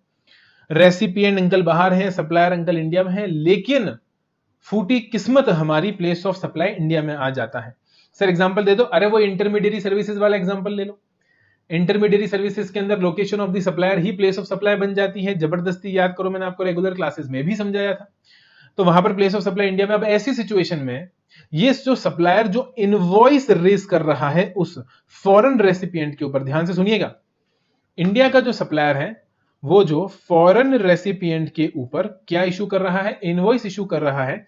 क्या उस इनवॉइस के अंदर QR code, dynamic QR code का होना जरूरी है? पूछता है पूरा भारत, क्या डायनेमिक क्यूआर कोड का होना जरूरी है? तो मुझे बताओ डायनेमिक क्यूआर कोड का इंटेंशन क्या था? ये बता दोगे, आंसर अपने आप आ जाएगा। मेरी क्वेरी आपको समझ में आ गई? जो मेरा सवाल है वो आपको समझ में आ गया? मेरा सवाल बस इतना सा है कि जो फॉरेन रेसिपिएंट है उसको जो इंडियन एक्सपोर्टर इनवॉइस इशू कर रहा है, उस इनवॉइस के ऊपर डायनेमिक क्यूआर कोड लगाना जरूरी है क्या? खासतौर से तब जब प्लेस ऑफ सप्लाई इंडिया में आ रही है, क्योंकि प्लेस ऑफ सप्लाई इंडिया में आ रही है तो जीएसटी तो लगेगा। तो जो आपका इनवॉइस बनेगा वो तो फॉरेन, वो एक्सपोर्ट ऑफ सर्विस वाला इनवॉइस तो बनेगा नहीं, वो इनवॉइस तो आपका इंडियन करेंसी वाला ही इनवॉइस बनेगा, जीएसटी लगेगा। अब बताओ साहब क्या करूं मैं? क्या इसमें मैं डायनेमिक क्यूआर कोड लगाऊं? क्यों? क्योंकि है तो अनरजिस्टर्ड पर्सन, क्योंकि वो इंडिया के बाहर है। क्या करें साहब? नॉन टैक्सेबल टेरिटरी में बंदा लगाए dynamic QR code. The answer is no, the answer is no. क्योंकि मैंने बोला ना, इंटेंशन क्या है डायनेमिक क्यूआर कोड का? सर इंटेंशन है कि स्कैन करके पेमेंट कर दे। अब मुझे खुद को बताओ, आप इंडियन करेंसी में एक इनवॉइस बना के उसको भेजोगे, उसके पास क्या एप्लीकेशन होगा? वो पेटीएम चलाता है, भीम यूपीआई चलाता है, फोन पे चलाता है? नहीं सर, उसके पास ही कोई भी नहीं होगा। सारी इंडियन कंपनीज है। ये जो यूनिफाइड पेमेंट इंटरफेस यूपीआई का आप यूज करते हो, या किसी भी डेबिट कार्ड क्रेडिट कार्ड का यूज करते हो, सब इंडिया में होता है, इंडियन बैंकिंग सिस्टम के हिसाब से होता है। वहां का डेबिट कार्ड, वहां का इंटरनेशनल कार्ड इंडियन इनवॉइस के रेस्पेक्ट में पेमेंट करने के लिए सक्षम नहीं है। तो यहां का क्यूआर कोड अगर आप वहां स्कैन भी करने की कोशिश करोगे तो कोई एप्लीकेशन ओपन नहीं होगी पेमेंट करने के लिए। समझने की कोशिश करो। डायनामिक क्यूआर कोड का इंटेंशन था डायरेक्ट पेमेंट हो जाए, स्कैन करा पेमेंट हो गया, वहां का बंदा स्कैन करता रहेगा, कुछ आएगा ही नहीं। क्यों? क्योंकि ये डायनामिक क्यूआर कोड वहां काम करेगा ही नहीं। तो जब काम करेगा ही नहीं तो बेमतलब में रिडंडेंसी नहीं करनी है, कोई भी इरेगुलरिटी नहीं होनी चाहिए, आप वहां पर क्यूआर कोड नहीं लगाएंगे। सवाल क्या था? एक्सपोर्ट है लेकिन प्लेस ऑफ सप्लाई इंडिया में होने के कारण एक्सपोर्ट नहीं हो रहा, कन्वर्टिबल फॉरेन एक्सचेंज में पेमेंट आ रहा है, या फिर आरबीआई परमिटेड तरीके से पेमेंट आ रहा है। तो पेमेंट तो फॉरेन करेंसी में आ रहा है, प्लेस ऑफ सप्लाई इंडिया में है, बंदा बाहर है, इनवॉइस इशू कर रहा हूं, क्या उस इनवॉइस के ऊपर डायनामिक क्यूआर कोड लगाऊं? द आंसर इज नो, आपको नहीं लगाना। उसके पीछे लॉजिक दे दिया मैंने, क्योंकि वो वहां पर काम करेगा नहीं। तो जो चीज काम करेगी नहीं वो हमें लगानी भी नहीं है। इसी के साथ आपका चैप्टर कंप्लीट हो जाता है। कौन सा वाला? टैक्स इनवॉइस वाला। और घमंड नहीं करना है नॉलेज का। नॉलेज का घमंड करके कहां जाओगे, है ना? जो पेड़ जिस पे फल उगते हैं वही पेड़ झुकता है। जो पेड़ जिस पे फल नहीं उगते, जो पेड़ जिस पे भार नहीं होता, बोझ नहीं होता, जो स्टिक खड़ा रहता है ना, आंधी और तूफान में टूट जाता है। लाइफ में झुकना सीखो। झुकता वही है जिसमें नॉलेज है, जिसमें नॉलेज नहीं है वो झुकता नहीं है। जो झुकता नहीं है एक ना एक दिन टूटता है, और जब टूटता है तो इतनी बुरी तरह से टूटता है कि उसका सारा घमंड चूर चूर हो जाता है। तो भैया डेटाबेस बढ़ाना है, वजन बढ़ाना है, यहां का बढ़ाओ। यहां जितना डेटा डालोगे उतना अच्छा है। अलग अलग फील्ड्स का डेटा डालो, कंप्यूटर सीखो, कंप्यूटर साइंस, कंप्यूटर टेक्नोलॉजी सीखो, बायोटेक्नोलॉजी सीखो, बायोलॉजी सीखो। सीखो किस तरह से ये जो नई नई बीमारियां हैं इजाद हो रही हैं, बॉडी के फंक्शंस सीखो। आपको बायोलॉजी पसंद है, बायोलॉजी के लेक्चर्स देखो, कंप्यूटर साइंस के लेक्चर्स देखो। टाइम मिलता है जीएसटी से रिलेटेड, मतलब सीए से रिलेटेड भी अगर आपको टाइम मिलता है तो दूसरे लेक्चर्स देख लो ना यार। यहां नॉलेज बढ़ाओ, जितना डेटाबेस बढ़ा सकता है बढ़ाओ। नॉलेज जितनी बढ़ाओगे उतना ही तुम अच्छे इंसान बनोगे। मैं लिटरली बता रहा हूं तुमको। आर्ट एक अलग चीज होती है, नॉलेज एक अलग चीज होती है। कला अलग है, मैं पढ़ा रहा हूं, ये मेरी कला है, लेकिन ये पढ़ा रहा हूं क्योंकि नॉलेज है। तो नॉलेज प्लस कला is equals to a perfect इंसान। तो कला होना जरूरी है, नॉलेज होना जरूरी है। म्यूजिक पसंद है म्यूजिक करो, स्पोर्ट्स पसंद है स्पोर्ट्स करो, लेकिन नॉलेज बहुत इंपॉर्टेंट है। मैंने क्या बोला, झुकता वही पेड़ है जिस पर फल उगते हैं, जिस पे फल नहीं उगते वो तूफान में टूट के नीचे गिर जाता है। तो हेकड़ी बाजी में कुछ नहीं रखा है, एटीट्यूड में कुछ नहीं रखा है। अपना नॉलेज दिखाओ, नॉलेज का कमाल दिखाओ, शास्त्रार्थ करो। सामने वाले को पछाड़ना है तो लड़ाई में नहीं, ज्ञान में पछाड़ो। तो ज्ञान एकत्रित करो और उसका चमत्कार दिखाओ। अपने कर्म की कर अदाए, गाना है ना आशिकी 2 का, आशिकी 2 मूवी का गाना है, अपने कर्म की कर अदाएं, उसकी पहली लाइन है। मूवी स्टार्ट होती है इस गाने के साथ, इस लाइन के साथ, अपने कर्म की कर अदाएं। तो अपने कर्म की अदाएं करो कि लोग उन अदाओं में फिदा हो जाएं, कहे बंदा तो ये है साहब, वो आपके कर्म होने चाहिए। एटीट्यूड लेकर कहां जाओगे दोस्त। तो यही है आज का सारांश, आज का ज्ञान। इसी के साथ कंप्लीट होता है जीएसटी अमेंडमेंट्स का सफर। मिलते हैं आपसे रिवीजन लेक्चर्स के अंदर। अगर व्हाट्सएप ग्रुप ज्वाइन नहीं करा है सीए फाइनल और सीए इंटर वाला, माय डियर फ्रेंड्स ज्वाइन जरूर कर लेना, क्योंकि वहां पर फ्री ऑफ कॉस्ट हम आपकी क्वेरी सॉल्व करते हैं और बहुत जल्दी सॉल्व करते हैं। ऐसा नहीं कि पढ़ी है, विद इन 24 आवर्स और विद इन 48 आवर्स में सॉल्व कर देता हूं, मेरी टीम सॉल्व कर देती है। आपको डेफिनेटली रिजोल्यूशन मिलेगा। डाउट्स को लेकर कभी कोई डाउट्स को लेकर डाउट नहीं रहेगा। क्या बोला मैंने, डाउट्स को लेकर डाउट नहीं रहेगा, हमेशा आपका डाउट सॉल्व कर दिया जाएगा। तो मिलते हैं आपसे रिवीजन लेक्चर्स में। बुक अगर नहीं परचेज करिए, इट्स अ हैवी रिकमेंडेशंस कि आप जाके एक बार बुक परचेज कर लो, बहुत बेनिफिट मिलने वाला, लिटरली बता रहा हूं। बहुत मेहनत करके बनाई है, बहुत मेहनत करके बनाई है, बिल्कुल हटके किताब है। सैंपल कंटेंट चाहिए मेरे को व्हाट्सएप पे मैसेज डाल देना, मैं आपको कुछ चैप्टर्स का सैंपल कंटेंट भेज दूंगा, आप देख के देख लेना आपको मजा आता है कि नहीं आता। ठीक है, तो मिलते हैं रिवीजन लेक्चर्स में। इसका एक रिविजनरी वीडियो बना दूंगा जिसके अंदर सारे अमेंडमेंट्स को क्विक मैनर में रिवाइज भी करवा दूंगा। तो अमेंडमेंट्स का भी रिवीजन करवा देंगे, कोर्स का भी रिवीजन करवा देंगे, भाई सब चीजों का रिवीजन करवा देंगे, बस आप अच्छे नंबर ले आइए, यही है हमारा असली मोटिव। तो मिलते हैं आपसे अगले लेक्चर में, ठीक है, जहां पर हम रिवीजन कर रहे होंगे, कुछ ना कुछ तो अच्छा कर ही रहे होंगे। बाय बाय, टाटा, सी यू। रिवीजन करते रहो, क्योंकि रिवीजन ही एकमात्र तोड़ है सीए फाइनल निकालने का। तो जितने रिवीजन लगा सकते हो लगाओ। Bye bye.